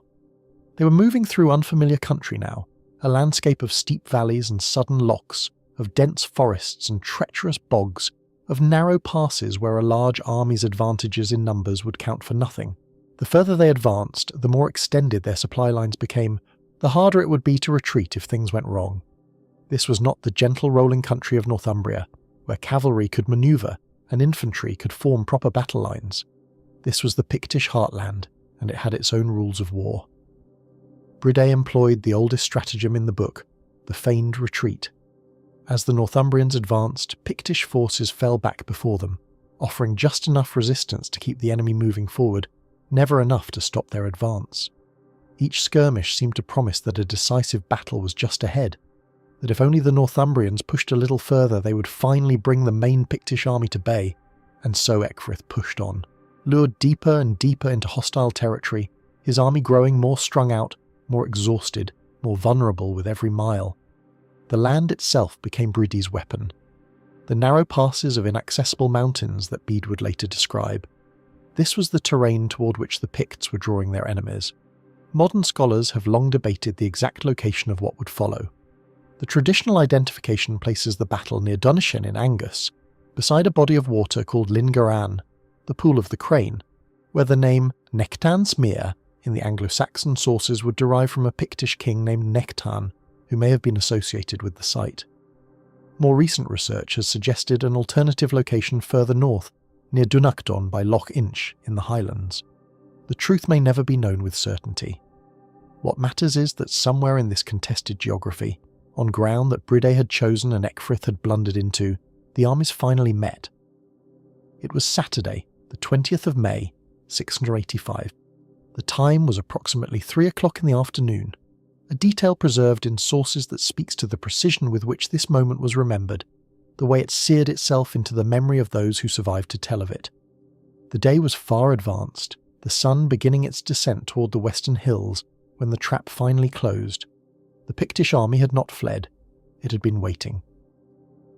They emerged from the landscape itself, from the forests and the hillsides, from the passes that the Northumbrians had assumed were routes of retreat rather than killing grounds. Suddenly Ecgfrith's army was not pursuing a fleeing enemy but surrounded by one. The narrow passes that had seemed to offer pathways forward now revealed themselves as corridors of death.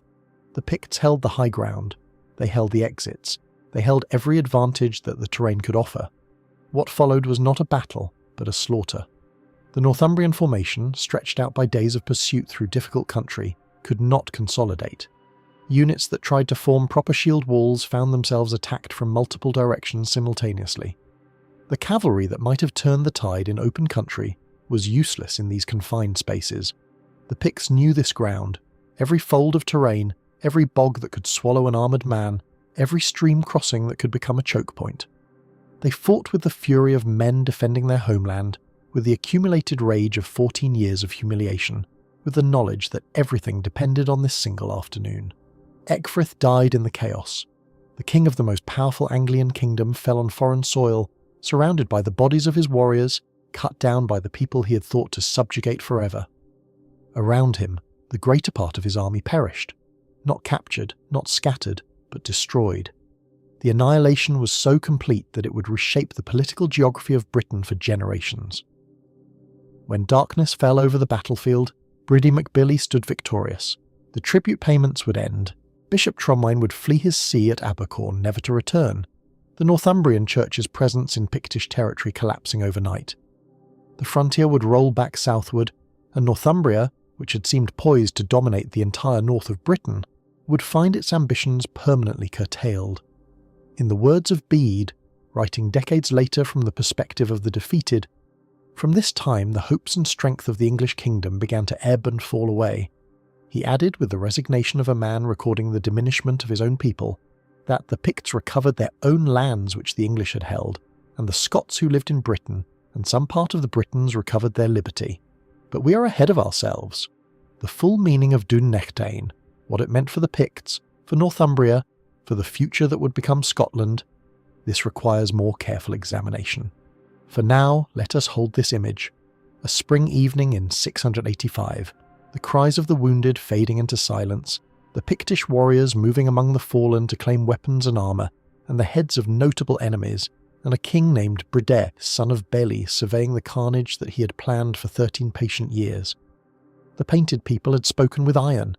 The message they sent that day would echo through centuries. The message they sent that day would echo through centuries. But first it echoed through the immediate days that followed, through the practical and terrible work that comes after any great slaughter. Dawn on the 21st of May revealed the full scope of what had happened in those narrow passes near Lyngaran. The bodies lay where they had fallen, Northumbrian warriors in their war gear scattered across ground that had betrayed them. The lake itself, that dark water which gave the place one of its names, reflected a sky indifferent to the carnage on its shores. Pictish warriors moved among the dead, methodical in their work. They stripped the fallen of weapons, of armour, of the gold and silver ornaments that marked Northumbrian nobility. They collected the heads of notable enemies, a practice that Romans had once recorded with horror, that later chroniclers would continue to note with varying degrees of disgust and fascination. These were not merely trophies. In the symbolic vocabulary of early medieval warfare, the taking of heads demonstrated dominion, proved the reality of victory to those who had not witnessed it, and denied the fallen the dignity of intact burial among their own people. Among the dead lay Ecgfrith himself, 40 years old, a king who had ruled Northumbria for 15 years, and had seemed, until that afternoon, one of the most powerful monarchs in Britain. His body was eventually recovered, whether by surviving Northumbrians who crept back to the battlefield under cover of darkness, or by the Picts themselves who perhaps saw advantage in returning the corpse of a Christian king to his own people, the sources do not make entirely clear. What is certain is that Ecgfrith was buried on Iona, that island in the Western Sea where Columba had established his monastery over a century before. There is a strange irony in this. The king who had imposed Roman Christianity on the Picts, who had stationed Bishop Trumwine at Abercorn to oversee the conversion of the northern peoples, according to the practices of Roman Canterbury, now lay in earth consecrated by the Columban tradition he had sought to supplant. Perhaps the Picts intended this as a final humiliation. Perhaps it was simply the pragmatic choice. Iona was accessible, holy, and willing to receive the body of a Christian king regardless of his ecclesiastical allegiances. The dead require burial, and Iona had become, in this era, the Westminster of the North, the place where kings went to their rest. The Northumbrians who survived the battle faced grim choices. Those who fled successfully had to make their way south through territory now hostile, through lands where every settlement knew what had happened and where the victor's justice would be swift. Those who did not flee, or who could not, the wounded, the scattered remnants cut off from any hope of escape, faced death or enslavement. The sources are explicit on this point. The Picts showed no mercy in the immediate aftermath. After 14 years of subjugation, after the tribute payments and the imposed bishops and the steady erosion of their sovereignty, they were not inclined toward clemency. The Northumbrian presence in Pictish territory, which had seemed so firmly established, evaporated overnight. Trumwine abandoned Abercorn, taking his monks and whatever they could carry, fleeing south to the monastery at Whitby where he would live out his remaining years in exile. The Roman diocese of the Picts simply ceased to exist. Churches that had been established under Northumbrian auspices were abandoned or absorbed into the Pictish ecclesiastical structure. The infrastructure of occupation dissolved as quickly as the army that had maintained it. To the south of the Firth of Forth, the news of Dun Nechtain arrived like a thunderclap. Bede, who would write about these events decades later, understood their significance with painful clarity. This was not merely a military defeat, but a civilizational inflection point, the moment when Northumbrian expansion reached its limit and began its long contraction. The kingdom that had seemed poised to dominate all of northern Britain, to impose its language and its church and its political order from the Humber to the northern seas, now found itself suddenly, brutally, constrained. Other peoples who had felt the weight of Northumbrian power recognised opportunity in Northumbrian catastrophe. The Britons of Strathclyde, long pressed by Anglian ambitions, found breathing room. The Scots of Dalriata, who had suffered their own subjugations, sensed the balance shifting. The ripples spread outward from that lakeside slaughter, reshaping alliances and possibilities across the whole island. But for the Picts themselves, the meaning of Dun Nechtain was more intimate than geopolitical calculation. They had survived. They had done more than survive. They had vindicated themselves, had proved that the painted people of the north were not merely an obstacle to be overcome but a power to be reckoned with. The defeat of 671 at the Battle of Two Rivers was avenged. The humiliation of tribute was ended. Bride mac Billy had accomplished what he had set out to accomplish, when he first began consolidating his power in the years after that earlier disaster. He had made the Picts free again. What manner of celebration followed, what rituals of thanksgiving or victory we can only imagine. The Picts left no written accounts of their own perspective on these events. We see them through the eyes of Bede, who mourned their triumph, or through the terse entries in Irish annals that recorded the bare facts without elaboration.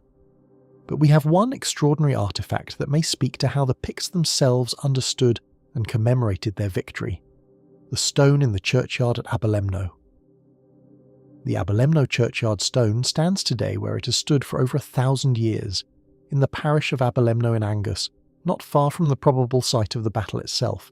It is a Class II Pictish stone, carved on both faces with the sophisticated artistry that characterises the finest work of this tradition.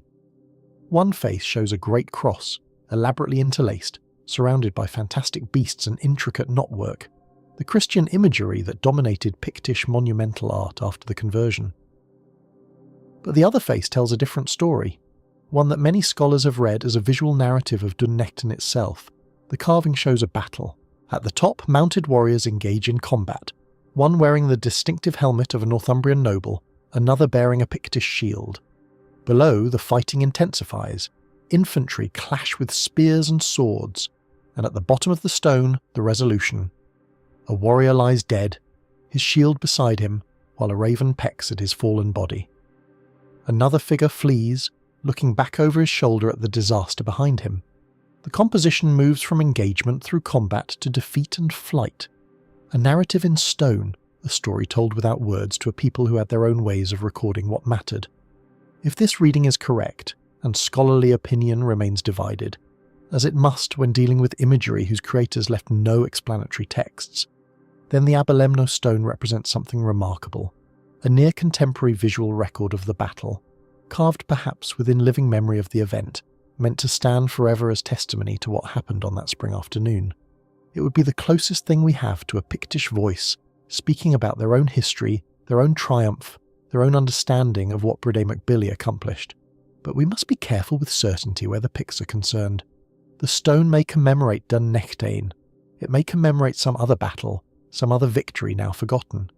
The helmet that looks Northumbrian to modern eyes may have been meant to represent something else entirely in the symbolic vocabulary of 7th century Pictish carvers. What we can say with confidence is that the stone exists, that it depicts warfare, that it shows victory for one side and death for another, and that it stands in a place geographically proximate to where Ecgfrith met his end.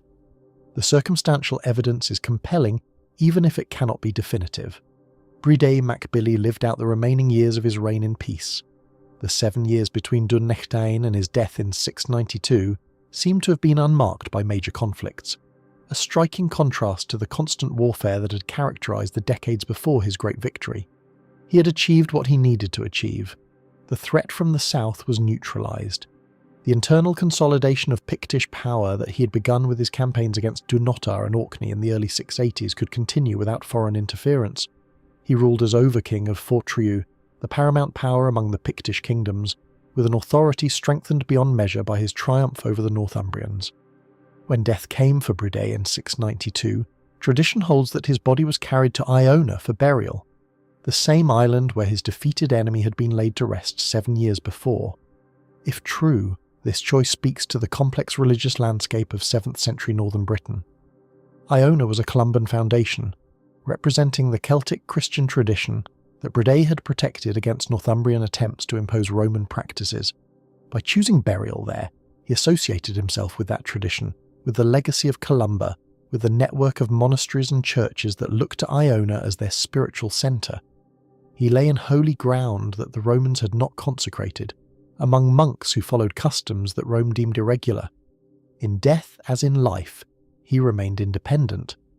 The succession after Bride reveals the intricate workings of Pictish kingship. He was not followed by a son.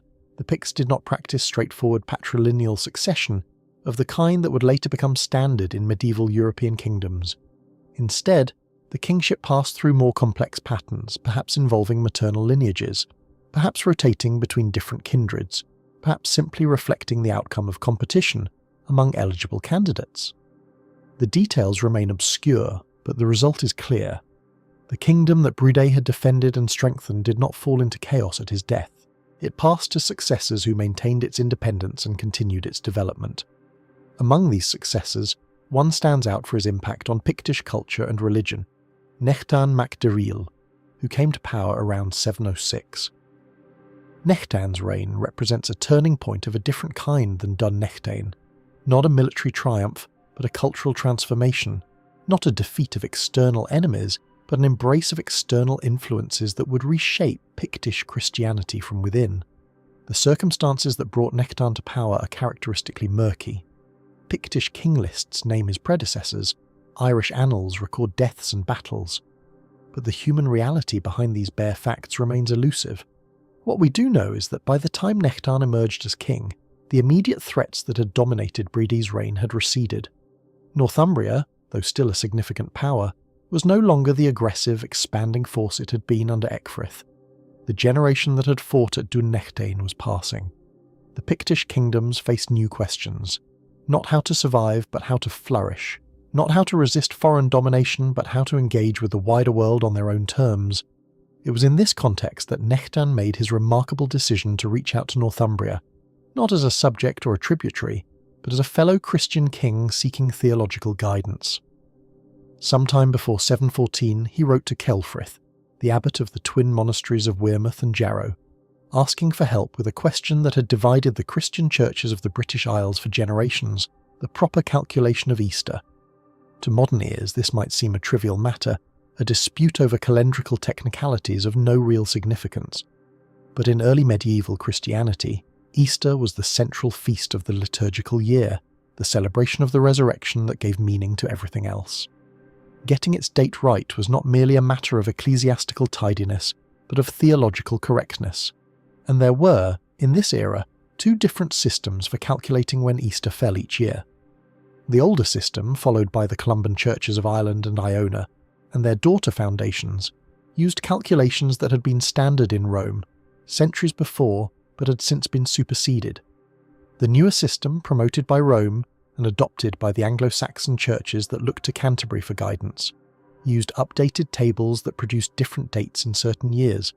When Easter fell on different days for different Christian communities, the unity of the church was visibly fractured. One community would be celebrating the resurrection, while another was still observing the fasts of Lent.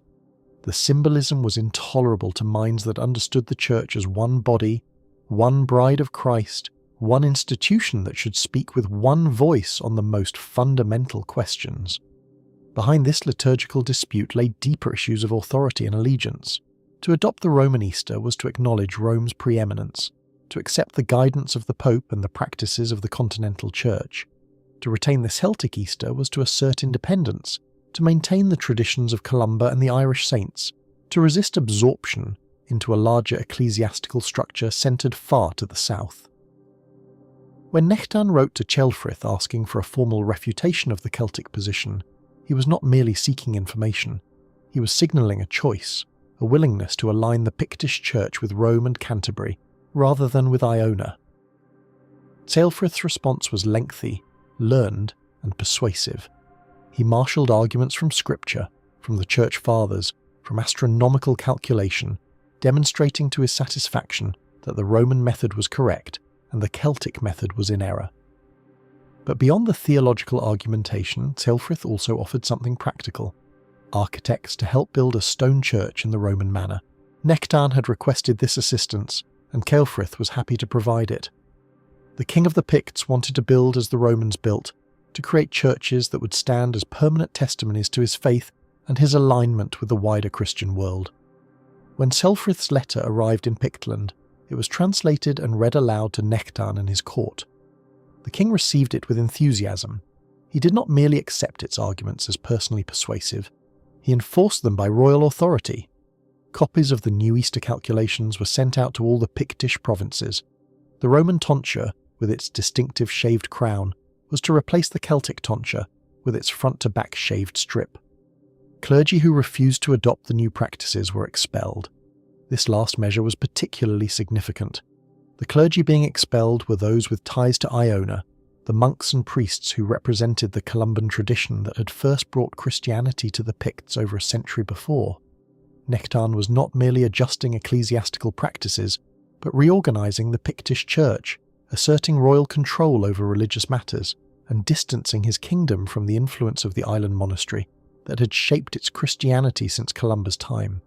The expulsion of the island clergy marks, in a sense, the coming of age of an independent Pictish church. No longer simply a mission field for Irish monks, no longer dependent on Iona for spiritual guidance and ecclesiastical organisation, the Pictish church under Nectan became an autonomous entity capable of making its own decisions about doctrine and practice. That those decisions aligned it with Rome rather than with Iona does not diminish its independence.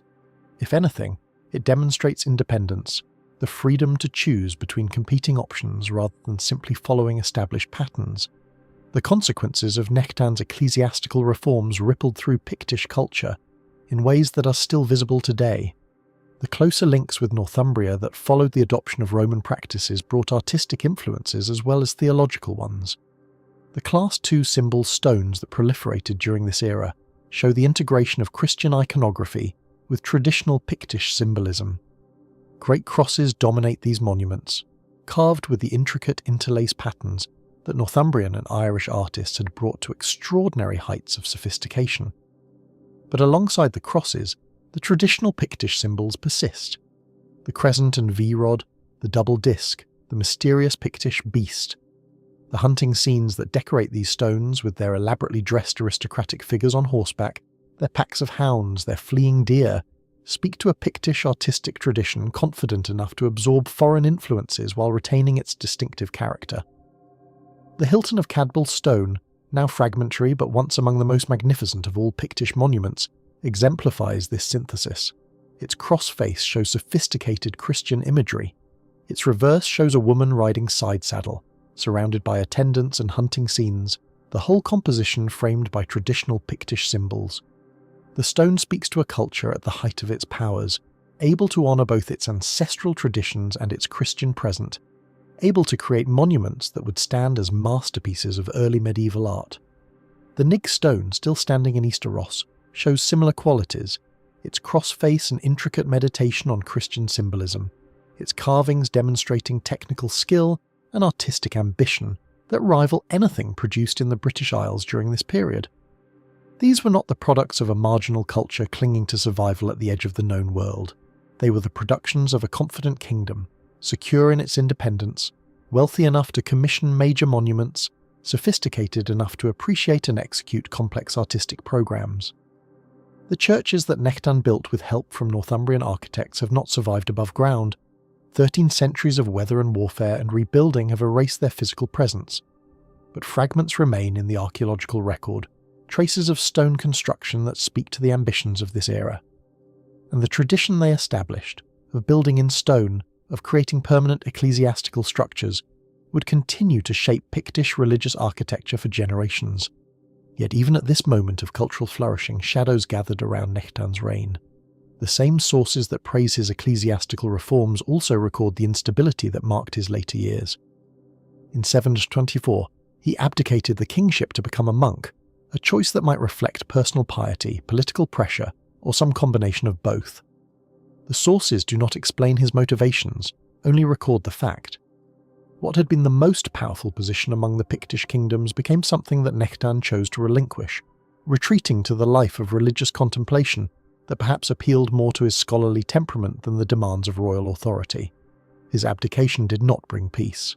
What followed was a period of succession conflict, a four-sided struggle for the Pictish throne that convulsed the kingdom in 728 and 729. Nectan himself was drawn back into this conflict, briefly regaining power in 728 before losing it again. The details are confused, the source is fragmentary, but the pattern is clear. The unified Pictish authority that Bride MacBeally had forged through military triumph and Nectan had developed through cultural achievement was fracturing under the pressures of contested succession. Nectan died in 732, his final years marked by the violence he had perhaps hoped to escape through his monastic retirement. But the legacy he left was more durable than the political turbulence of his last decade. The Pictish church he had reformed would maintain its Roman orientation. The artistic traditions he had encouraged would continue to produce masterpieces. The independence he had asserted, ecclesiastical independence from Iona, political independence from Northumbria, would characterise Pictish identity until the Picts themselves ceased to exist as a distinct people. The period between Bridi's victory in 685 and Nechtan's death in 732 represents, in many ways, the zenith of Pictish civilization.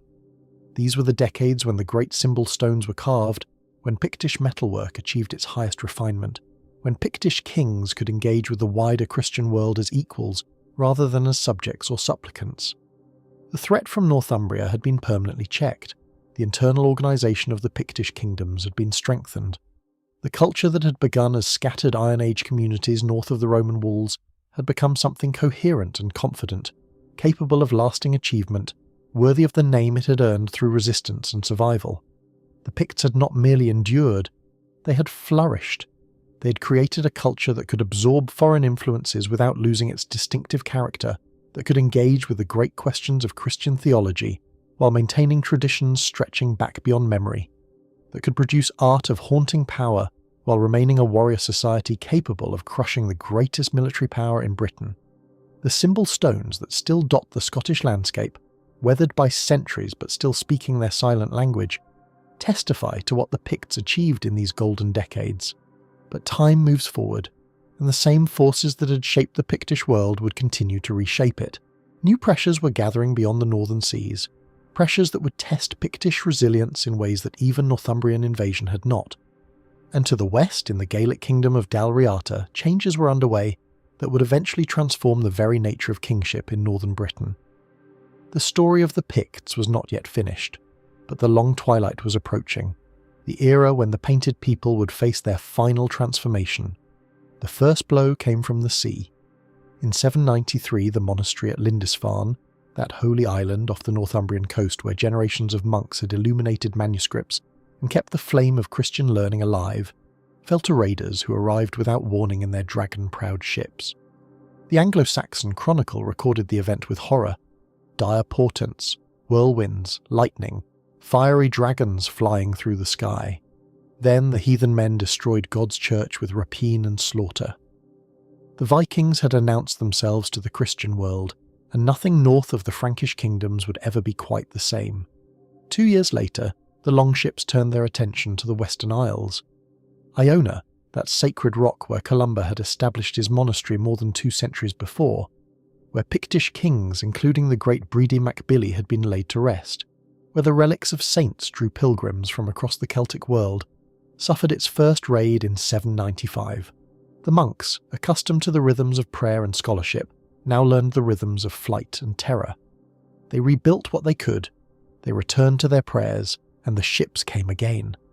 In 802, another raid. In 806, catastrophe. A fleet of Viking longships descended on Iona with overwhelming force, and when they departed, 68 monks lay dead, the entire community massacred on that windswept island that had served as the spiritual heart of Celtic Christianity for generations. The survivors who escaped to tell the tale carried with them not just their grief, but an urgent message. The old sanctuaries were sanctuaries no longer. The sea that had always connected the communities of the Celtic world now brought death on every tide. For the Picts, watching from across the narrow waters that separated their mainland from the Hebridean islands, the implications were inescapable.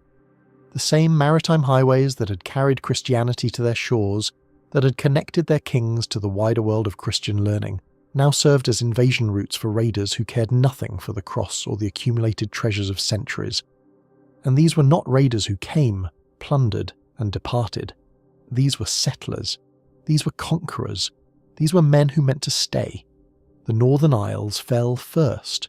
Orkney and Shetland, those archipelagos that Pictish kings had claimed, that the annals recorded being brought under Pictish control during Bride mac Billy's consolidation campaigns, passed into Norse hands with a swiftness that suggests either rapid military conquest or the simple impossibility of defending islands against seaborne raiders who controlled the waters.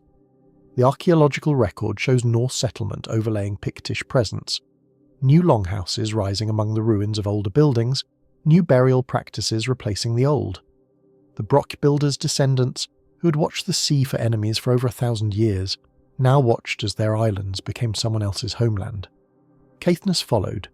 That northeastern promontory, where the mainland reached toward the Northern Isles. Then the Hebrides, the long chain of islands stretching down the western coast, fell under Norse dominion. Sometime in the 9th century, although the sources do not record the precise year, a Norwegian warrior named Ketil Flatnose established what would become known as the Kingdom of the Isles, carving out a Norse realm from territories that had connected the Gaelic kingdom of Dalriata to the wider Celtic world. The western seaways that Columba had travelled, that had carried Irish Christianity to the Picts, were now controlled by men who worshipped Thor and Odin. The Pictish heartland contracted. Those great promontory forts along the northern and eastern coasts, places like Berghead, where the elite had gathered for centuries, now stood exposed to raids from the sea. The focus of Pictish power shifted defensively southward into the interior highlands where the longships could not follow, where the ancient hills offered the same protection they had offered against Roman legions 8 centuries before. But this time there would be no triumphant emergence when the raiders departed. This time the raiders were building farmsteads, establishing dynasties, putting down roots. The crisis came to a head in 839. That year, recorded tersely in the annals but representing a catastrophe of the First Order, the Vikings won a decisive victory over a combined Pictish and Gaelic force. The dead included Jurgen mac Oengusa, king of Fortriu, and Ed mac Boanta, king of Dalriata.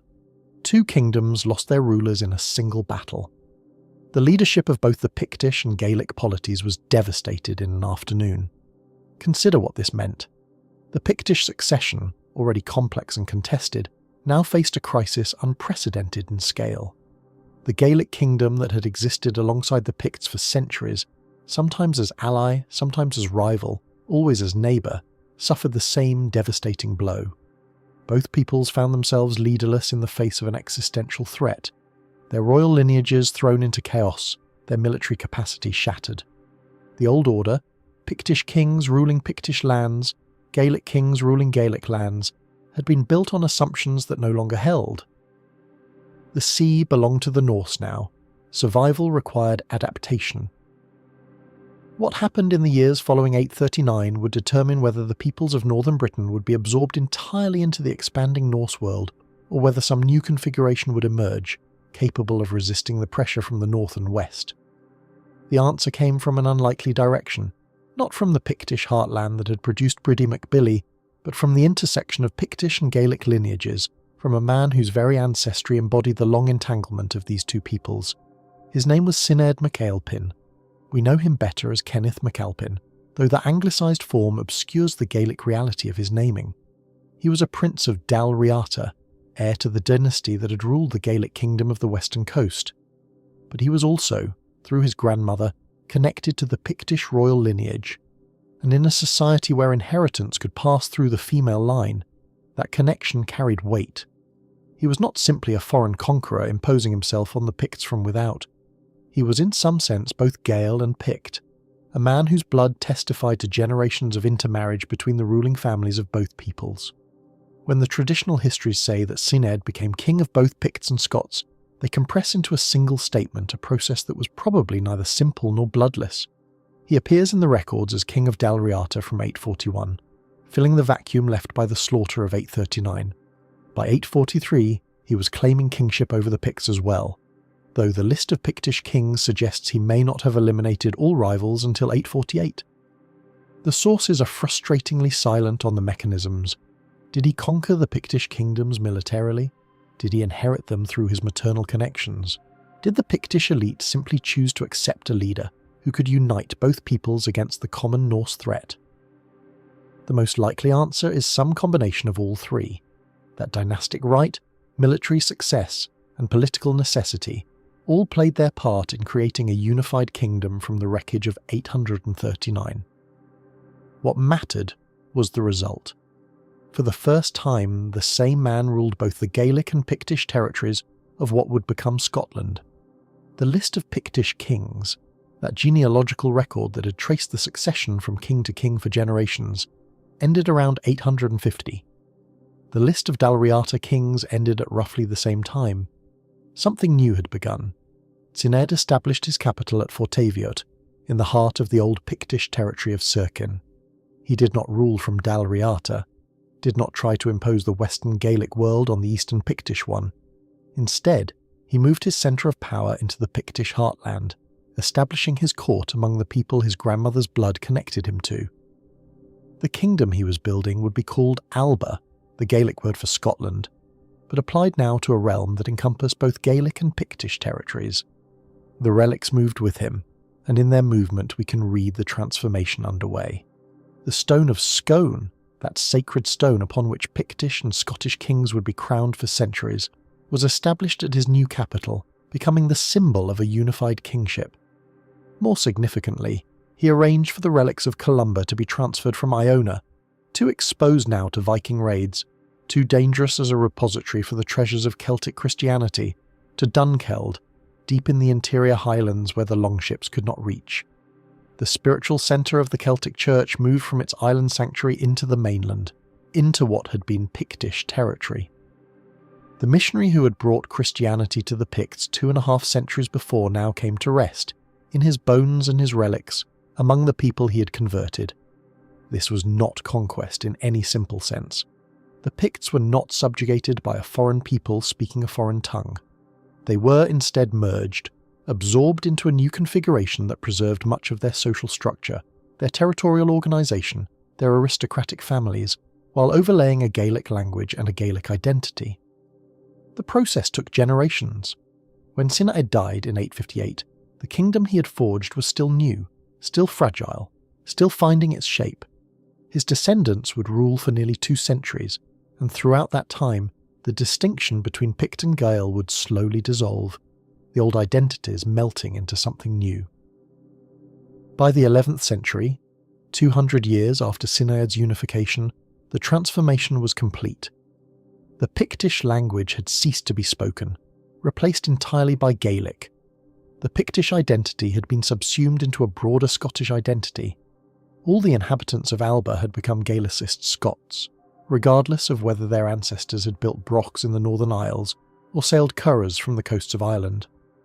The very name Pict became a historical curiosity, a reference to a people who had once existed but were no longer. Yet something remained. The stones remained.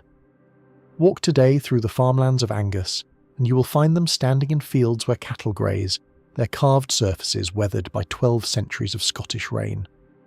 Drive the back roads of Easter Ross, and they appear beside kirkyards, incorporated into the walls of medieval churches, or standing alone on hillsides where they have stood since the days of Nechtan and Bride.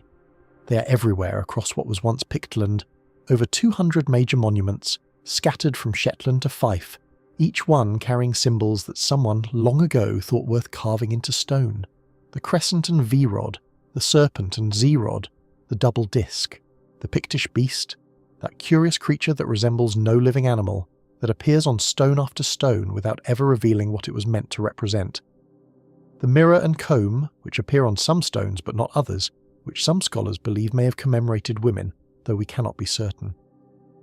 50 distinct symbols, appearing in combinations that follow rules we can detect but not decipher, distributed across a territory in patterns that suggest communication, that suggest meaning, that suggest a language of images we can see but cannot read. Mathematical analysis has confirmed what visual inspection suggests. These symbols are not random. They appear in combinations that follow statistical patterns consistent with structured communication, perhaps a writing system, perhaps a heraldic vocabulary, perhaps something in between. The symbols are too standardized to be mere decoration, too consistently distributed to be local variations on common themes. Someone, generations of someones, was saying something with these stones. We can count the symbols, map their distribution, trace their evolution from the simple incised outlines of Class 1 stones to the elaborate relief carvings of Class 2 monuments. What we cannot do is read them. This is the Picts' final mystery, their last refusal to be entirely known. They left us their names in king lists, brief entries recording who ruled and when they died. They left us glimpses in the writings of their neighbours, Romans who called them painted, Northumbrians who feared them, Irish monks who converted them. They left us archaeological traces, the foundations of their buildings, the artefacts of their daily lives, the bones of their buried dead. But the stones, which should tell us most, tell us least. They speak in a language that has no Rosetta Stone, that defies translation, that keeps its secrets behind a barrier more impenetrable than any century of silence. Perhaps the symbols were names, personal names or family names, carved in a notation system that encoded identity through imagery rather than phonetics. Perhaps they were territorial markers, claiming land for lineages whose other records have not survived. Perhaps they were commemorations of the dead, monuments raised to preserve the memory of those who had passed. Perhaps they were something else entirely, something that fit no modern category, something that made sense within a worldview we can no longer reconstruct. We do not know, we may never know, and perhaps that is fitting. The Picts entered history as a mystery, painted people beyond the walls, unnamed tribes in the northern darkness, a culture defined by what outsiders could not understand about them. They pass from history in the same way, leaving monuments that proclaim their presence, that testify to their sophistication, that demonstrate their artistic achievement, but that guard their meaning behind a silence as absolute as death. The farmers who plough around the Abbelemno stones, the tourists who photograph the Hilton of Cadbal, the scholars who debate what the Pictish beast represents, all of them stand before the same enigma that faced the first antiquarians who began to study these monuments centuries ago. The symbols are clear, the carving is precise, the message is perfectly preserved, as legible now as on the day the sculptor set down his chisel, and we cannot read it. Perhaps the Picts intended this. Perhaps their symbol system was meant to be exclusive, comprehensible only to those initiated into its meanings, opaque to outsiders. Perhaps they knew in some way that their identity would not survive the transformations of the medieval world, and they encoded what mattered most in a form that could not be translated, could not be absorbed, could not be fully claimed by those who came after. The Gaels took their kingdom, the Scots took their name, but no one has taken their symbols. The stones stand in kirkyards where Presbyterian ministers preach in a language the Picts never spoke. They rise from fields where descendants of Vikings and Gaels and Angles work, land that was once Pictish. They endure through Scottish winters and Scottish summers, their surfaces slowly softening under the erosion of centuries, but their symbols still visible, still precise, still refusing to yield their meaning. 1,200 years of scholarship, 1,200 years of looking, and the crescent and V-rod remains exactly what it was to the sculptor who carved it. Meaningful, intentional, and utterly private. This, then, is where the story ends, not with conquest, not with extinction, but with transformation. The Picts did not vanish. They became Scots. Their blood flows in every Scottish family whose roots reach back beyond the Middle Ages. Their territory became the Kingdom of Scotland. Their traditions, their art, their ecclesiastical organisation, their territorial structures, persisted beneath the Gaelic overlay, shaping the nation that emerged from their dissolution. When Kenneth MacAlpin established his capital at Fortiviot, he was building on foundations the Picts had laid. When medieval Scottish kings were crowned on the Stone of Scone, they were participating in rituals that stretched back to Pictish precedents. The continuity was real, even if the name changed, but the mystery remains. The symbol stones stand where they have always stood, speaking their silent language to anyone who will look, yielding nothing to those who would understand. They are the Picts' last gift to history, monuments of extraordinary beauty, technical sophistication, and impenetrable meaning. They remind us that the past is not simply what can be reconstructed from documents and artifacts, but also what resists reconstruction, what exceeds understanding, what remains, after all our efforts, genuinely other. The Picts existed for perhaps 5 centuries as a distinct people, from the moment Roman writers first distinguished them from other northern tribes until the moment Gaelic Scotland absorbed their identity into its own.